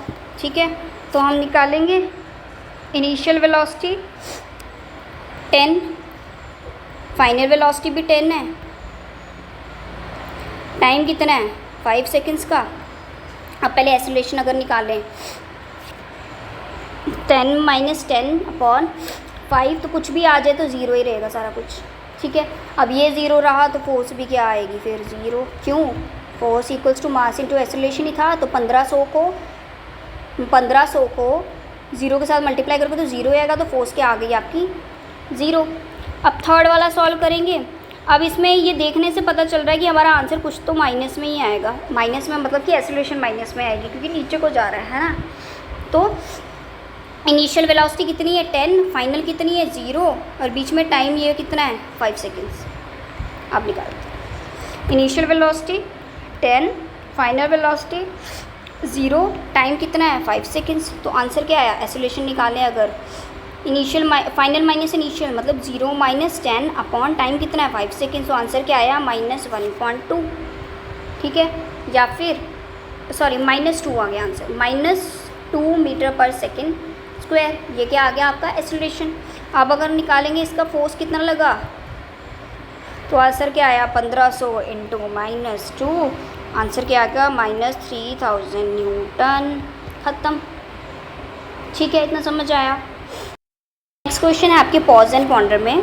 फर्स्ट क्वेश्चन है कि a toy car of mass 100 ग्राम, एक टॉय कार है उसका मास कितना है 100 ग्राम, उसकी वेलोसिटी जो है कांस्टेंट है, कांस्टेंट वेलोसिटी है 0.5 मीटर पर सेकेंड स्क्वायर। तो हमें बताना है कि नेट फोर्स कितनी लगी, और ये हम ऑलरेडी कर चुके हैं कि कांस्टेंट अगर वेलोसिटी हो तो एक्सेलरेशन भी क्या होगा 0, तो नेट फोर्स भी हमेशा क्या निकलेगी 0। ये हम ऑलरेडी कर चुके हैं। अगर आपको फॉर्मूले से भी ट्राई करना है तो फिर वो हम ऐसे लिख सकते हैं, force equals to mass into acceleration. Mass कितना है 100 ग्राम, एक्सेलरेशन हमने अभी किया कांस्टेंट वेलोसिटी होगी तो एक्सेलरेशन हमेशा 0 होगी, तो यहाँ 0 लिख दिया, तो फोर्स कितना आ गया 0 न्यूटन। ख़त्म। पहली बात तो ये भी करने की ज़रूरत ही नहीं थी, जब भी आपको कांस्टेंट वेलोसिटी दिखे तो नेट फोर्स हमेशा 0 होगी, हम पहले ही ऑलरेडी कर चुके हैं। अच्छा, नेक्स्ट है, अब इन्होंने क्या बोला कि 2 बच्चे हैं वो सेम स्विंग में है, मतलब आइडेंटिकल स्विंग में। स्विंग मतलब वो जो झूला आगे पीछे होने वाला है ना, अगर 2 झूले लगे हैं इस तरह से, एक झूला यहाँ को ऐसे लगा, एक बच्चा यहाँ पर बैठा है, दूसरा बच्चा यहाँ पर बैठा है। इन्होंने बोला कि बताओ कौन सा बच्चा ज़्यादा ऊपर की तरफ ज़्यादा स्विंग हो पाएगा। तो ये identical initial acceleration for which while would you require to, हाँ कितने बच्चे को ज़्यादा फोर्स लगा के आपको धक्का देना पड़ेगा। तो हम ऑलरेडी कर चुके हैं कि जिसका मास ज़्यादा होगा उसके ऊपर फोर्स ज़्यादा लगेगी। ठीक है, तो मतलब मास ज़्यादा मतलब वेट ज़्यादा, तो मतलब अगर ये जो 2 बच्चे हैं इन दोनों बच्चों में से जिस बच्चे का वेट ज़्यादा होगा या जिस बच्चे का मास ज़्यादा होगा उसके ऊपर हमें क्या करनी पड़ेगी, ज़्यादा फोर्स लगा के उसे स्विंग करना पड़ेगा। ख़त्म। अब नेक्स्ट है, इन्होंने क्या बोला कि कोई भी जब ट्रांसपोर्टेशन में ना कोई भी, अब आप पैकेजेस मंगाते हो घर पे अमेज़ॉन से, फ्लिपकार्ट से, कहीं से भी, तो वो बहुत अच्छे से बबल रैप में, स्पेशली अगर कांच की चीज़ें हैं तो बहुत अच्छे से बबल रैप में पैक होके आती हैं। क्यों, ये ना एक्चुअली यहाँ पर एक एग्जांपल था वो मैं आपको करवाना भूल गई यहीं पर कि पहले आप ये एग्जांपल समझो तो आप बबल रैप वाला भी समझ पाओगे। कि आपको पता है जब भी कोई क्रिकेटर्स होते हैं, जो बॉलर्स होते हैं, जब भी उनके पास बॉल आती है तो वो बॉल को, फॉर एग्जांपल बॉल यहाँ से सामने से आ रही है, वो बॉल को पकड़ने के लिए ऐसे हाथ पीछे पकड़ के क्यों पकड़ते हैं, हाथ पीछे करके क्यों बॉल को कैच करते हैं। उसका आंसर ये है कि वो क्या करते हैं कि हमें पता है वो बॉल बहुत तेज़ी से आएगी और वो बहुत ज़ोर से हाथ में लगेगी, इसलिए वो जो है अपना हाथ इसीलिए पीछे करते हैं ताकि एक टाइम थोड़ा सा इंक्रीज़ हो जाए, उस बॉल की फोर्स हल्की सी उसको कम करने का थोड़ा सा और टाइम मिल जाए, तो इस ताकि चोट कम लगे हाथ पे, ठीक है। इन शॉर्ट टाइम इंक्रीज़ करते हैं वो अपना हाथ पीछे करके, ताकि जो है फोर्स जो है थोड़ी सी कम और लगे और हमें कम दर्द हो या कम चोट लगे। सेम यही बबल रैप में भी है कि अगर बबल रैप में अगर कोई चीज़ डैमेज होने वाली हो तो बबल रैप क्या करेगा, बबल रैप जो है वो क्या करेगा, टाइम जो है इंक्रीज़ कर देगा वो बीच वाली चीज़ को डैमेज होने के लिए, ठीक है। एक बैरियर की तरह काम करेगा। एक अगर झटका लग भी रहा है उस कुरियर को या पार्सल को, तो वो सारा जो पहला डैमेज है वो बबल रैप लेगी, उसके बाद वो उसके अंदर वाली कोई भी कांच वाली चीज़ के ऊपर जो है अफेक्ट करेगा। तो बबल रैप क्या कर रहा है, टाइम इंक्रीज़ कर रहा है उसको डैमेज होने के लिए, डैमेज होने से बचाने के लिए। अच्छा, अब third Newton third law of motion है कि every action has equal and opposite reaction. मतलब आपने किसी भी बॉल को कितनी ज़ोर से किक किया, उतनी ही ज़ोर से वो जो बॉल भी है अपनी फोर्स आपकी तरफ लगाएगी। उसके अलावा आप यहाँ बैठे हो, आपने डेस्क को जितनी ज़ोर से धक्का मारा, डेस्क भी आपको कहीं ना कहीं उतना ही धक्का मार के पीछे करेगा, ठीक है। उसके अलावा अगर आप चल रहे हो, आप अपने पैर से ग्राउंड को पीछे की तरफ धकेल रहे हो और उतने ही फोर्स के साथ क्या होगा, ग्राउंड भी आपको आगे की तरफ धकेलेगा। तो मतलब कोई भी चीज़ पे अगर आप जितनी फोर्स लगाओगे उतनी ही फोर्स से वो सामने वाली चीज़ भी आपको उतना ही फोर्स वापस देगी। अब वापस दे रही है, ऑपोजिट में दे रही है, तो मतलब नेगेटिव होगा हमेशा, ठीक है। उसके अलावा एक आदमी है, वो पुश अपनी बॉडी को खींच के ऊपर की तरफ चढ़ा रहा है और उसकी ही ऑपोजिट फोर्स जो है वो पेड़ भी आपको लगा के नीचे की तरफ फेंकने की कोशिश करेगा, ठीक है। बहुत सारे आपको एग्जांपल है। सबसे मेन एग्जांपल है ये रॉकेट वाला, कि ये रॉकेट है, जितना इसका इंजन जो है यहाँ से गैस को एक्सपेल करेगा, जितना ज़ोर से ये जो है बाहर की तरफ ये जो गैस एग्जॉस्ट गैस जो है वो जितनी ज़ोर से बाहर आएगी, उतना ही ज़ोर से रॉकेट जो है वो ऊपर की तरफ जा पाएगा, ठीक है। उसके अलावा ये जो आप चप्पू को जितना तेज़ घुमाओगे उतना ही तेज़ जो है पानी जो है आपकी बोट को आगे जाने के लिए हेल्प करेगा, ठीक है। आप पैडल से पानी को पीछे करोगे और पानी जो है आपकी बोट को आगे करेगा, ठीक है। Equal and opposite reaction. उसी तरह ये जो मैग्नेट है, मैग्नेट की आपको पता है कि अगर सेम वाले पोल्स को सामने कर दो ना तो वो एक दूसरे को रिपेल करते हैं, ठीक है, और पीछे की तरफ करते हैं। सो ये भी क्या होगा, इक्वल एंड ऑपोजिट रिएक्शन देगा। अब the pair of equal and opposite reaction act on two different objects but do not balance each other. On the other hand, two equal and opposite forces acting on same object.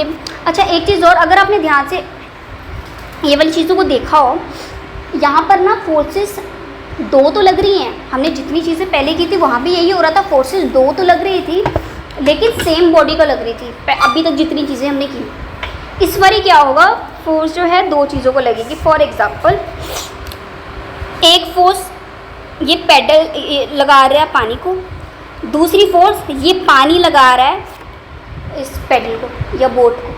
तो दो अलग अलग bodies जो है forces exert करेंगी, और जब दो अलग अलग बॉडीज़ फोर्सेस एक्सर्ट करती हैं तो ये जो हम कह सकते हैं कि ये जो फोर्सेस है वो बैलेंस्ड नहीं है, ठीक है।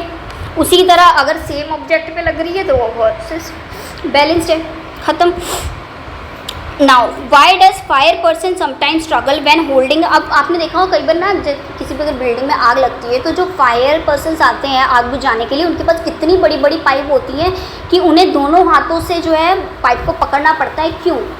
क्योंकि उसके अंदर से पाइप इतनी फोर्स से बाहर निकलता है कि जब पाइप से जो पानी बाहर निकला, जितनी फोर्स से बाहर निकला उतनी ही फोर्स जो है वो वापस जो है पाइप को भी फोर्स लग रही है, और वो पाइप बहुत हिलती है, तो इसीलिए पाइप को उसी ढंग से पकड़ना पड़ता है। अच्छे से पकड़ने में से प्रॉब्लम होती है क्योंकि पानी बहुत फोर्स से बाहर जा रहा है और उतनी ही फोर्स जो है वो वापस को पाइप को भी दे रहा है, ठीक है। नेक्स्ट है, suppose a spacecraft is moving in a region of space. अब इन्होंने क्या बोला है कि एक स्पेस क्राफ्ट है या रॉकेट है, वो ना स्पेस में ऐसी जगह पे घूम रहा है जहाँ पे ग्रेविटेशनल फोर्स नहीं है, ठीक है। तो बताओ कि उसके ऊपर जो फोर्स है कोई भी नहीं लग रही अब, तो ये बताओ कि उसकी वेलोसिटी चेंज कैसे होगी, ठीक है।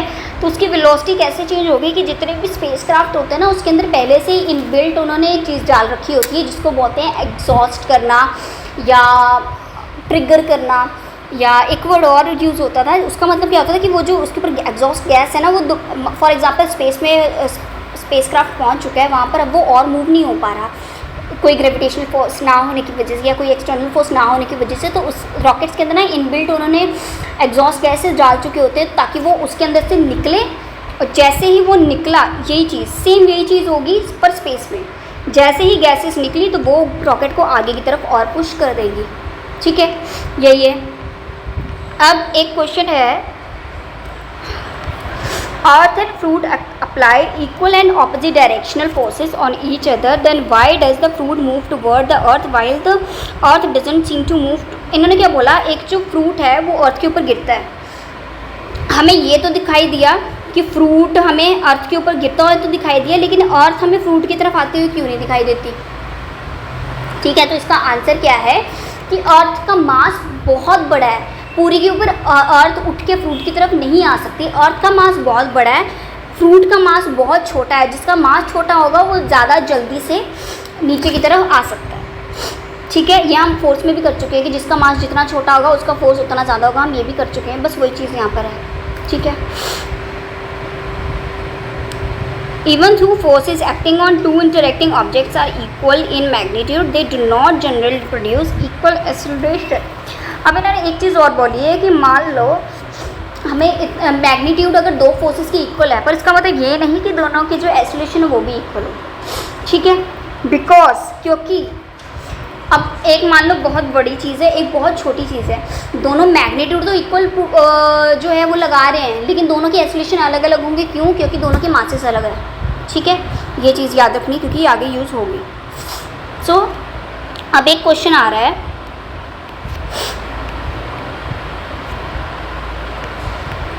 when a 0.1 kg bullet is fired from 5 kg gun with a force of 2 Newton, the gun recoils. What are the magnitude of the initial acceleration of the bullet and the gun? Gun और bullet के हमें एक्सेलरेशंस पता करने हैं, ठीक है। Force उन्होंने हमें दे रखी है, हमें एक्सेलरेशन पता करने हैं, मासेस भी हमें दे रखे हैं।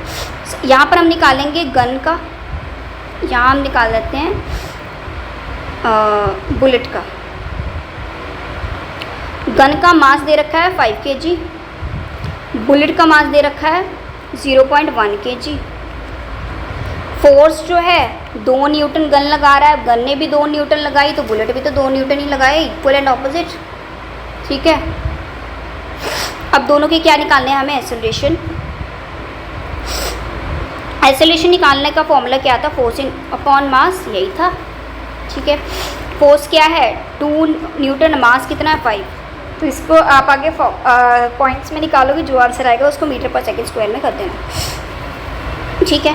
उसके अलावा यहाँ पर भी acceleration equals to force upon mass, force कितना है 2 अपॉन मास कितना है 0.1, पॉइंट यहाँ से हटाया तो पॉइंट यहाँ, अब आप वैसे तो ये चीज़ आनी चाहिए, प्रीवियस क्लासेस में भी की है कि अगर पॉइंट हटाते हैं, अब पॉइंट के बाद यहाँ पर एक ही नंबर था तो मतलब ऊपर 10 आ जाएगा, अगर पॉइंट के बाद यहाँ 2-3 नंबर होते तो उतने ही जीरो यहाँ और लग जाते, तो इसका आंसर तो क्या आ गया, सीधा सीधा 20 मीटर पर सेकेंड स्क्वायर, ठीक है। बस ये आ गया दोनों के आंसर्स, ख़त्म।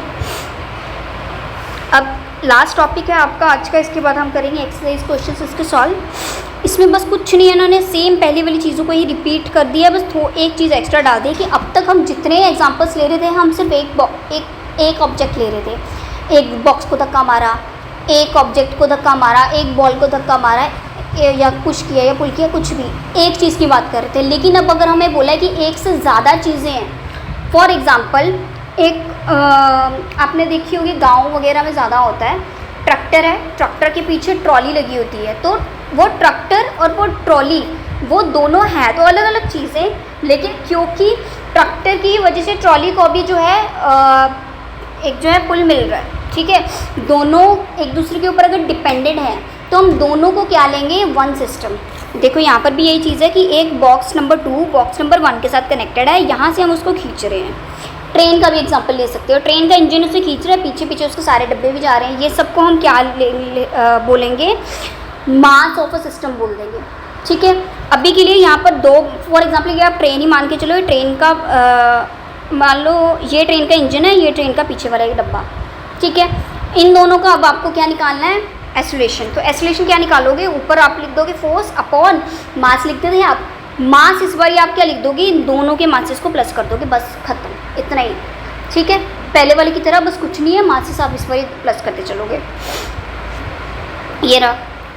उसके अलावा अगर आपको ग्रेविटी वगैरह भी करनी पड़ेगी तो उसमें से भी क्या है, m1 + m2 ब्रैकेट में ग्रेविटी, ऊपर नॉर्मल 1 + नॉर्मल 2, जितने नीचे इन्होंने सिस्टम दे रखे होंगे उतने ही सिस्टम्स आगे आगे आप प्रेस करते जाओगे फोर्सेस, ठीक है। अब आ गए आपके एक्सरसाइज के क्वेश्चंस। फर्स्ट क्वेश्चन है, using a horizontal force F a table is moved across the floor at the constant velocity, how much is the frictional force. फिर वही क्वेश्चन है कि कांस्टेंट वेलोसिटी, तो यही बात खत्म हो रही है कि कोई भी फोर्स तो लगेगी ही नहीं, तो जीरो फोर्स, खत्म, ठीक है। नेक्स्ट है, a ball is moving on a smooth frictional less surface. अब फ्रिक्शन लेस है तो मतलब हम फ्रिक्शन तो इस बार जीरो लेंगे। अब देखो आगे क्वेश्चन क्या है, if no net force is applied on a ball the velocity, अगर उन्होंने बोला कि कोई भी एक वेलोसिटी है बॉल की, ठीक है, उसके ऊपर बॉल मूव कर रही है लेकिन उसके ऊपर नेट फोर्स जीरो है। अब नेट फोर्स जीरो है तो मतलब हमने कोई वेलोसिटी लगाई नहीं, तो मतलब फोर्स तो लगाई ही नहीं, तो वेलोसिटी क्या रहेगी, सेम। तो फर्स्ट वाले का आपका आंसर क्या आ जाएगा, सेम, ठीक है। If a net force is applied on the ball in the direction of its motion the magnitude of velocity of the ball will be. अब उन्होंने क्या बोला है, जिस तरफ को बॉल जा रही है उसी तरफ को हमने नेट फोर्स लगा दी, तो उसकी वेलोसिटी बढ़ेगी या कम होगी, या सेम रहेगी, ऑब्वियसली बढ़ेगी, ठीक है। अब नेक्स्ट है इसी का उल्टा, कि जिस तरफ को बॉल जा रही है उसके उल्टी साइड पे हमने क्या लगा दी, नेट फोर्स लगा दी, तो वो क्या हो जाएगी, उसकी स्पीड कम हो जाएगी, डिक्रीज हो जाएगी, ख़त्म, ठीक है।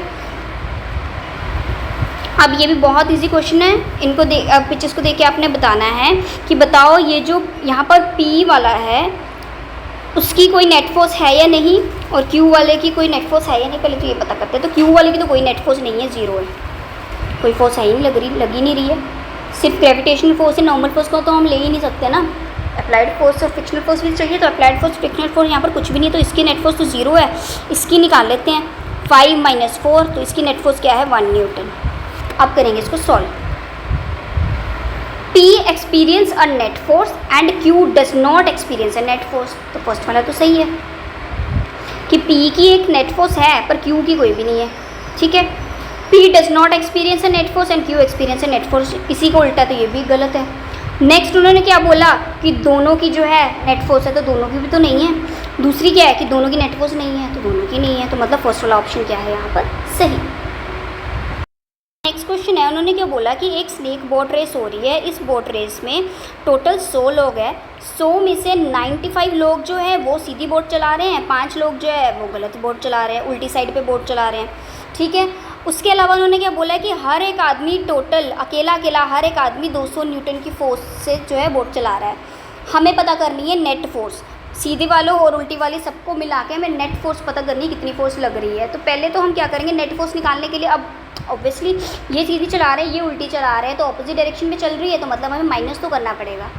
माइनस हम किसको करते थे, फोर्स को माइनस करते थे, तो पहले फोर्स निकाल लेते हैं इनकी अकेले की, ठीक है। तो वो कैसे निकलेगी, इस 95 लोगों को 200 के साथ मल्टीप्लाई कर दो, तो आपकी क्या निकल आएगी, नेट फोर्स जो सीधा जा रहे हैं, फॉरवर्ड डायरेक्शन में जो जा रहे हैं।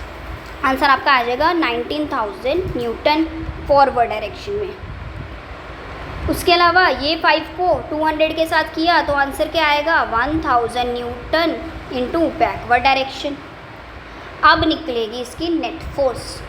नेट फोर्स क्या आई, 19,000 माइनस 1000, आंसर क्या आया 18,000 न्यूटन। उसके अलावा ये तो आ गई नेट फोर्स। नेट फोर्स जा किस साइड पे रही है, तो ये इनकी वाली मैग्नीट्यूड ज़्यादा था ना, तो मतलब फॉरवर्ड डायरेक्शन में जाएगी, तो इन द फॉरवर्ड डायरेक्शन आ गया, आंसर ख़त्म 18,000, ठीक है, ये ख़त्म। अब नेक्स्ट क्वेश्चन देखेंगे। नेक्स्ट क्वेश्चन में क्या है, When a net force acts on an object, we observe that the object accelerates. हमें इतना तो पता है कि जब नेट फोर्स लगती है तो एक्सीलरेशन तो लगेगी, ठीक है। नेट फोर्स ना होती तो एक्सीलरेशन नहीं थी, वेलोसिटी कांस्टेंट थी, वो हमें पता है। इस बार इन्होंने क्या बोला कि नेट फोर्स लग रही है तो ऑब्जेक्ट का कोई ना कोई जो है एक्सीलरेशन तो है, कितना है वो देखते हैं। Opposite to the direction of the force with acceleration proportional to the force acting on the object. अब वो जो हमें बेसिकली जो हमने फॉर्मूला किया था ना, बेसिकली वही हमें बता रहे हैं कि opposite to the direction of force, कि फोर्स की तरफ हमने जो नेट फोर्स लगाई वो फोर्स जो है उल्टी होगी, ऑपोजिट वाली डायरेक्शन पे होगी। एक्सेलरेशन जो है वो प्रोपोर्शनल टू द फोर्स होगा। हम ये वाला फॉर्मूला लिखते तो आपको और ईजी होगा। एक्सेलरेशन क्या था, डायरेक्टली प्रोपोर्शनल था फोर्स के, उसके अलावा एक्सेलरेशन इन्वर्सली प्रोपोर्शनल था मास के। ये दो चीज़ें, यही दो चीज़ें आप देख लो ऑप्शन में जो आपको मिल रही है वो सही होगा। तो acceleration is proportional to the force, acceleration is proportional to the force, तो मतलब ये फर्स्ट वाला तो आ गया, तो ये तो अभी तक तो सही है। आगे देख लेते हैं। Opposite to the direction of the force with acceleration proportional to the mass. Acceleration जो है मास के प्रोपोर्शनल नहीं होता है, इन्वर्सली प्रोपोर्शनल होता है, ठीक है। In the direction of force with acceleration inversely proportional to the force, inversely proportion भी नहीं होता है एक्सेलरेशन फोर्स के। In the direction of force with the acceleration proportional to the force acting on the object, तो ये inversely proportional तो कोई नहीं, डायरेक्टली प्रोपोर्शनल आ गया। अब है इन, अच्छा ये देखो, अब इन दो चीज़ों को देखो, acceleration proportional to the force, acceleration proportional to the force, दोनों आ गया, लेकिन अब ऑपोजिट डायरेक्शन है कि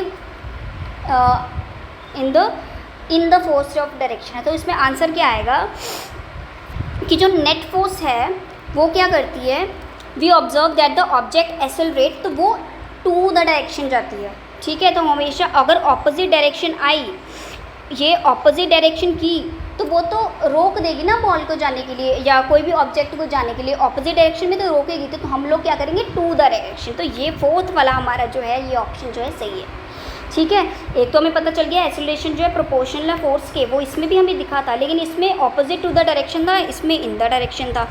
ऑपोजिट वाला गलत क्यों हुआ, ऑपोजिट वाला इसीलिए गलत हुआ क्योंकि ऑपोजिट वाले में वो रोक देगा, बॉल आगे को जा रही है, वहीं से उसको रोक रहे हो, ऑपोजिट की तरफ उसकी फोर्स लगा रहे हो तो वो बॉल रुकेगी। इन द डायरेक्शन लगाओगे तो वो चलती जाएगी। और हमने वही तो उन्होंने पूछा था कि ऑब्जेक्ट एक्सेलरेट चल रही है, तो इन द डायरेक्शन, तो फोर्थ ऑप्शन जो है सही है। अब नेक्स्ट है the position time graph of the four object ABCD moving along a straight line. Straight line में अभी जा रही है, तो हमें बताओ नेट फोर्स किसके ऊपर एक्ट कर रही है, ठीक है। यहाँ पर जो है वेलोसिटी हमने किया था कांस्टेंट होती है इसलिए सीधा जाती है।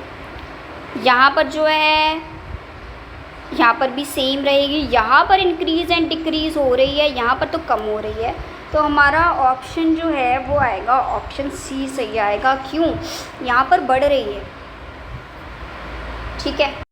यहाँ पर तो ये कांस्टेंट वेलोसिटी में था, यहाँ रेस्ट पे था, यहाँ पर ये बढ़ रहा था। हमने किया है ये पिछली क्लास में, अगर आपने पिछली वीडियोस देखी होंगी या पिछला चैप्टर कहीं से भी किया होगा तो आपको पता होगा कि यहाँ पर वेलोसिटी चेंज हो रही है, यहाँ पर ये यहाँ पर फिर से ये कांस्टेंट में है। सो ऑप्शन सी जो है यहाँ पर करेक्ट है आपका, ठीक है।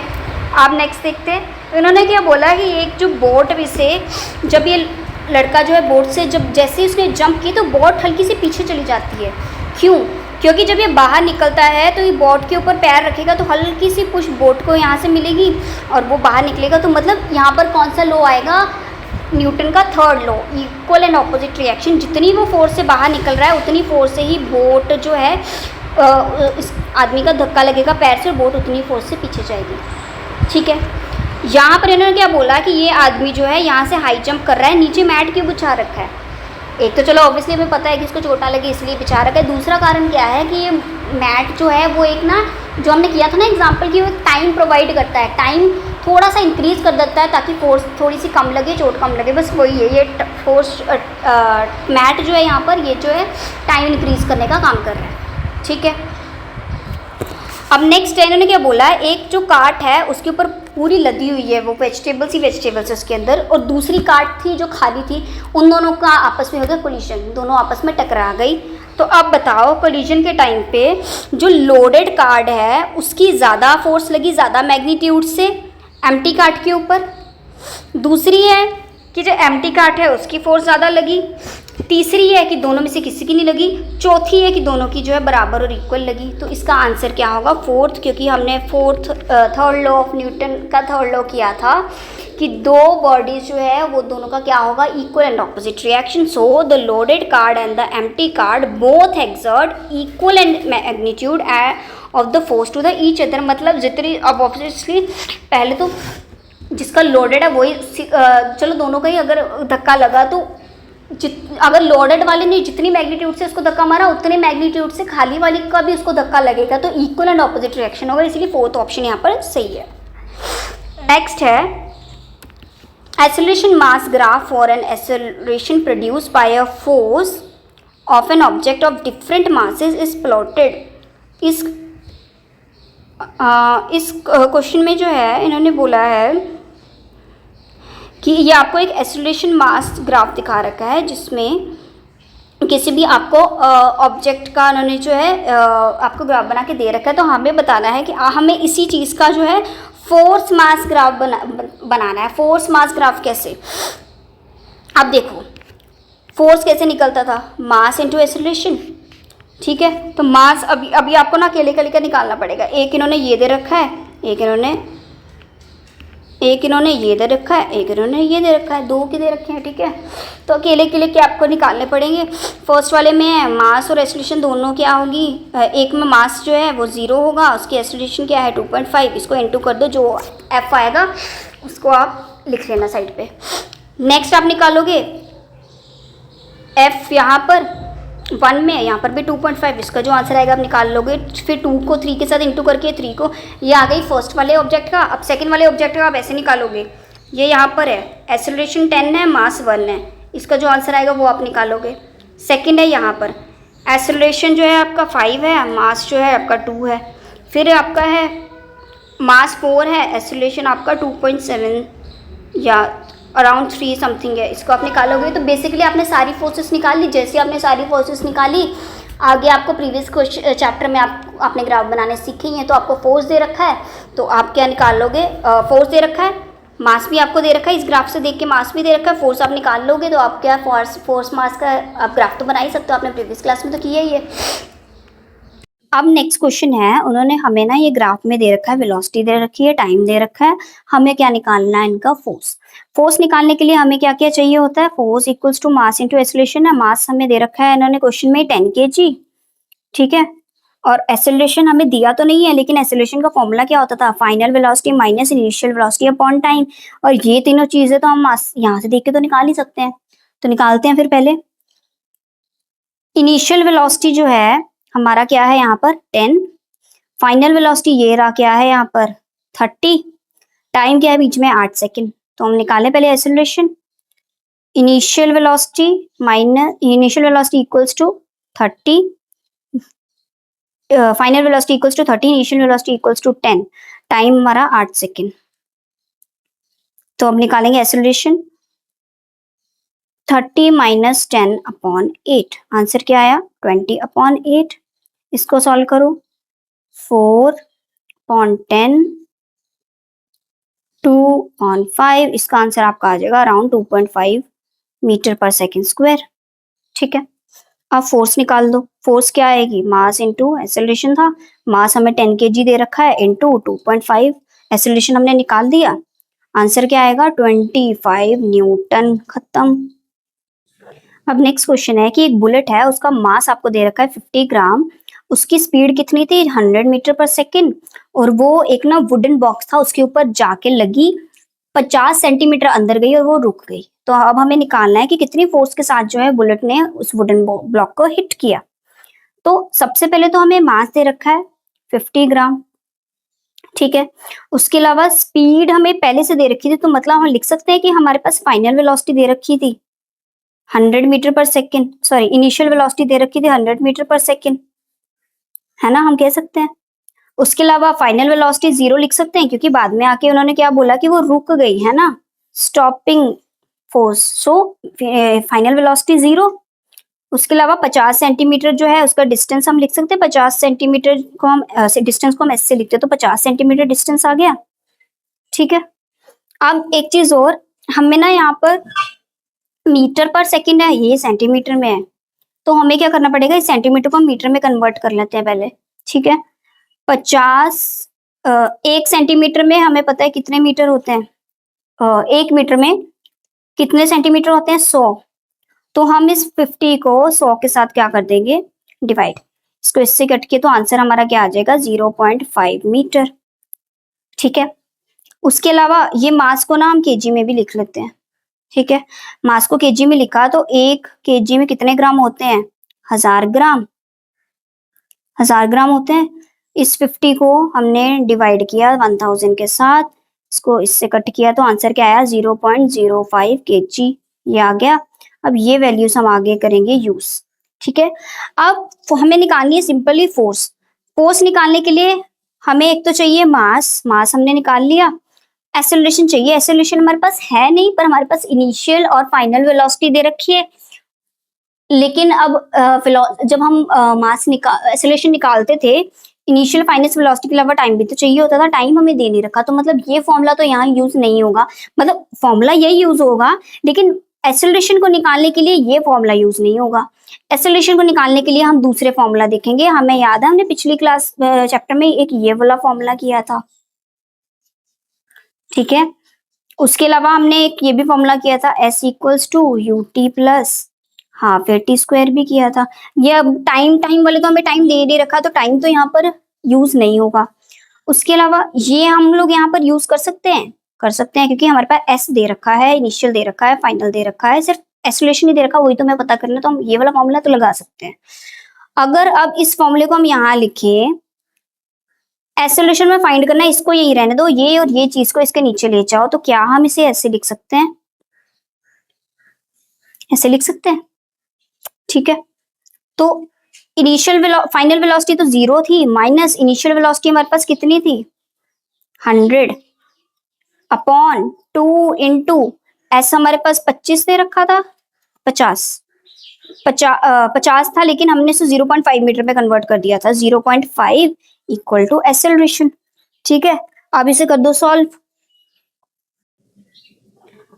अच्छा एक चीज और, इसके ऊपर स्क्वायर स्क्वायर भी तो आना है। अच्छा अब ये देखो, 2 को 0.1 के साथ जब हमने मल्टीप्लाई किया तो आंसर 1 ही आता है। ठीक है, ये तो आ गया 1 पूरा, ऊपर ये 0 का तो कोई मतलब ही नहीं है, तो 100 का स्क्वायर जब किया तो आंसर क्या आ जाएगा, 10,000 स्क्वायर, सॉरी 10,000 माइनस भी तो है इसके आगे, तो माइनस मीटर पर सेकेंड, ये क्या आ गया आपका एक्सेलरेशन। ठीक है, अब निकालते हैं चलो force. Force equals to mass into acceleration था, मास हमने 0.05 निकाला था, इंटू एक्सेलरेशन हमने 10,000 निकाल लिया। इसको करो अब सॉल्व, इसको जब आपने सॉल्व किया तो आपका आंसर आ जाएगा 500 न्यूटन। का आंसर हो गया यहीं पर खत्म। ठीक है, अच्छा अब नेक्स्ट क्वेश्चन है कि एक फुटबॉलर ने जो है एक बॉल का जो पेनल्टी शॉट जो था उसको किक किया 108 किलोमीटर पर आवर की स्पीड पे, उस फोर्स कितनी उसने लगाई, 800 न्यूटन, तो हमें, और उसका बॉल का जो वेट था वो था 0.5 केजी। हमें टाइम ऑफ कांटेक्ट, मतलब बॉल और फुटबॉल में जो टाइम लगा को मिलने में, वो टाइम हमें पता करना है। तो सबसे पहले तो हम कुछ कुछ चीजों को कन्वर्ट करना है ना, पहले वो ही कर लेते हैं। देखो फोर्स तो थी वो तो चलो 800 न्यूटन दे रखी है, उसके अलावा ये जो स्पीड दे रखी है या ना, ये बेसिकली हमारे पास जो है, ये है हमारे पास इनिशियल वेलोसिटी, क्योंकि पहले ही वेलोसिटी दे रखी है 0.8 किलोमीटर पर आवर, पर हमें इसे मीटर पर सेकंड में कन्वर्ट करना है, और मीटर पर सेकंड में कन्वर्ट करने के लिए मैंने एक ट्रिक बताई थी, जिसमें क्या करते थे हम, सीधा सीधा 108 को 5/18 के साथ क्या कर देंगे, मल्टीप्लाई, और इसका जो भी कैंसिल करके आंसर जो भी आपका आएगा वो आएगा 30 मीटर पर सेकेंड। ठीक है, उसके बाद फाइनल वेलोसिटी हम 0 लिखेंगे, और क्या बच्चा हमारे पास, मास दे रखा है 0.4 kg। ठीक है, सबसे पहले तो हम क्या निकालेंगे, हमें अब निकालना क्या है, टाइम निकालना है बेसिकली। ठीक है, टाइम अब निकालने के लिए ना हमारे पास जो अभी के लिए जो हमारे पास फॉर्मूला है वो हम ये लिख सकते हैं, v equals to u plus a t, v equals to u plus a t, है ना। इनिशियल वेलोसिटी है, फाइनल वेलोसिटी है, एक्सेलरेशन हम निकाल लेंगे, टाइम हमें निकालना है, टाइम ही तो निकालना है, टाइम को यही रहने दो, ये सब चीजें इसके नीचे ले जाना, आपका टाइम निकल आएगा। तो सबसे पहले तो हम निकालेंगे एक्सेलरेशन, एक्सेलरेशन पहले निकाल ले, क्योंकि एक्सेलरेशन भी हमारे पास है नहीं ना। वो अब एक्सेलरेशन निकालने का फॉर्मूला क्या था, फोर्स अपॉन मास। फोर्स हमारे पास 800 दे रखी थी, मास हमारे पास 0.4 था। इसको सॉल्व करो, पॉइंट यहाँ से हटाया, अपॉन इंटू 10 आ गया।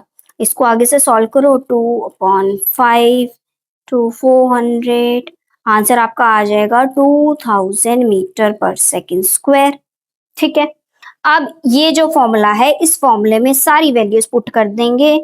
टी हमें निकालना है, देखो v equals to u plus a t. v की वैल्यू 0 है, इक्वल्स टू u की वैल्यू हमने 30 निकाल ली, a हमने निकाल लिया 2000 इंटू टी हमें निकालना है। ठीक है, आप क्या करेंगे, टी को यहीं रहने दो, इन सबको वहां ले जाओ। ठीक है, तो क्या आएगा 0 माइनस 30/2000, यही रहेगा। 0 से 0 कट, आगे जो भी आपने सॉल्व किया आपको कुछ पॉइंट में आंसर आएगा, उसे आप लिख दोगे सेकेंड्स में। यही क्वेश्चन यहाँ पर फिनिश। ठीक है, अच्छा अब जो नेक्स्ट क्वेश्चन है, इसमें ना हमें एक ऑब्जेक्ट का मास दे रखा है 2 kg। उन्होंने बोला कि ये ऑब्जेक्ट ना पहले से ही कांस्टेंट पहले से ही मोशन में है, जिसकी कांस्टेंट वेलोसिटी है 10 मीटर पर सेकेंड। उसके अलावा उन्होंने क्या बोला कि नीचे से जो फ्रिक्शनल फोर्स है ना वो 7 न्यूटन की है। एक अब उन्होंने बोला कि फॉर एग्जांपल ये बॉक्स था, ये यहाँ को जा रहा है, यहाँ से ना एक फोर्स तो आ रही है, फ्रिक्शनल फोर्स आ रही है 7 न्यूटन की, उसके अलावा एक और उन्होंने बोला एक्सटर्नल फोर्स आ रही है जो 3 न्यूटन की है। ठीक है, तो उन्होंने हमें बोला है कि अब हमें बताओ कि ये टोटल बॉक्स मूव कितना होगा। तो हमें ये वाली जो फोर्स है ये भी पता होना चाहिए, ऊपर से ये वाली दोनों को प्लस कर दिया ये भी पता होना चाहिए। ठीक है, तो सबसे पहले हम क्या करेंगे, हम यहाँ लिखेंगे मास कितना हमारे पास 2 kg। ठीक है, वेलोसिटी जो है कांस्टेंट वेलोसिटी है, मतलब इसको हम लिखेंगे initial velocity equals to 10 metre per second square, 10 metre per second. अब दोनों के नेट फोर्स, जो ऑपोजिट वाली नेट फोर्स है वो कितनी है, ऑपोजिट वाली 7 प्लस 3 7 8 9 10, तो 10 न्यूटन सामने से आ रही है। अब हमें पता क्या करना है, बेसिकली टाइम पता करना है कि कितना, सॉरी डिस्टेंस पता करना है कि कितना चली। ठीक है, डिस्टेंस पता करने के लिए हमारे पास एक फॉर्मूला जो अभी हम यूज कर सकते हैं, वो ये वाला फॉर्मूला हम यूज कर सकते हैं। क्यों यूज कर सकते हैं हमारे पास, क्योंकि इनिशियल वेलोसिटी हमें दे रखी है, फाइनल वाली हमारी 0 होगी, क्योंकि उन्होंने एंड में क्या पूछा था, रेस्ट वाला है ना, तो फाइनल वाली हमारी 0 आ जाएगी। एसोल्यूशन अब भी हम निकाल लेंगे, और एस तो हमें पता ही करना है, तो हम ये वाला फॉर्मूला यूज कर सकते हैं। हम दूसरे फॉर्मूला, आप चाहो तो वहां दूसरे फॉर्मूले लिख के भी चेक कर सकते हो, बट वो यूज नहीं होंगे क्योंकि वहां टाइम वगैरह वो सब आ जाएगा, तो यूज ही नहीं होना, तो इसलिए सीधा ये वाला फॉर्मूला। तो यहाँ लिखे सबसे पहले तो हमें निकालना है ये बीच में से एसोलेशन। तो एसोलेशन निकालने के लिए A equals to force upon m, तो फोर्स तो हमें दे नहीं रखी, हाँ नहीं दे रखी है, 10/m। ठीक है, फोर्स अपॉन m, आंसर क्या आया 10 अपॉन मास कितना है 2, तो इसको सॉल्व किया, आंसर क्या आ गया 5 मीटर पर सेकेंड स्क्वायर। अब एक चीज और, ये माइनस में आएगा, माइनस में क्यों, क्योंकि हम शुरू में बोला था ये क्या थी, अपोजिंग फोर्सेस। ठीक है, तो ये आंसर याद रखना, यहाँ पर माइनस में लिखना आप, मैं लिख देती हूँ equal to -5 metre per second square. अब ये वाले फॉर्मूले में सब कुछ पुट कर देंगे, तो क्या है यहाँ पर 2as, ये s हमें पता करना है, इसको यही रहने दो, 2a को इसके नीचे ले जाओ, तो क्या आएगा 2a इक्वल टू s। ठीक है, v स्क्वायर की वैल्यू कितनी है, v स्क्वायर तो यहाँ 0 है, और u स्क्वायर 10 स्क्वायर है, अपॉन 2 इंटू a कितना आ गया था 5 इक्वल्स टू s।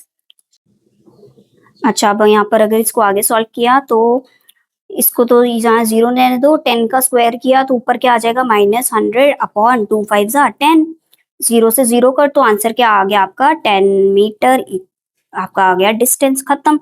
अब यहाँ पर माइनस में था तो डिस्टेंस तो माइनस में हो नहीं सकता, तो हम माइनस लगाएंगे नहीं, तो ये क्या रहेगा 10 मीटर आपको यहाँ पर आ गया डिस्टेंस।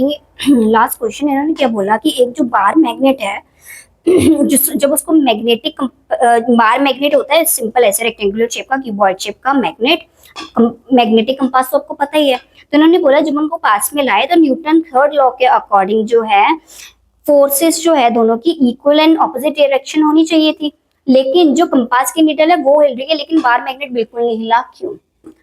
अब हमें ये तो पता था कि इक्वल एंड ऑपोजिट रिएक्शंस होती है, उसके अलावा हमने एक चीज और भी तो पढ़ी थी मास वाली, कि जिसका मास ज्यादा होगा वो कम हिलेगा या कम वेलोसिटी शो करेगा, जिसका मास कम होगा वो ज्यादा हिलेगा या ज्यादा वेलोसिटी शो करेगा। अब बार मैग्नेट और मैग्नेट कंपास के बीच में जो मैग्नेटिक कंपास की जो निडल होती है, निडल निडल बहुत ज्यादा स्मॉल उसका मास होता है और बहुत फ्रीली आराम से मूव कर सकती है। बार मैग्नेट इतना इजीली नहीं शो करेगा। तो हाँ, मैग्नेटिक ये जो है मैग्नीट्यूड और ऑपोजिट डायरेक्शन तो होना चाहिए था, लेकिन मास इतना छोटा था मैग्नेटिक कंपास की निडल का कि सबसे ज्यादा फ्रीली मूव वही होगा, बार मैग्नेट नहीं होगा। तो बस इसका यही था। ठीक है, तो इसी के साथ आपका ये चैप्टर आज यहीं पर खत्म हो रहा है। अब हम मिलेंगे with the new chapter in the new video.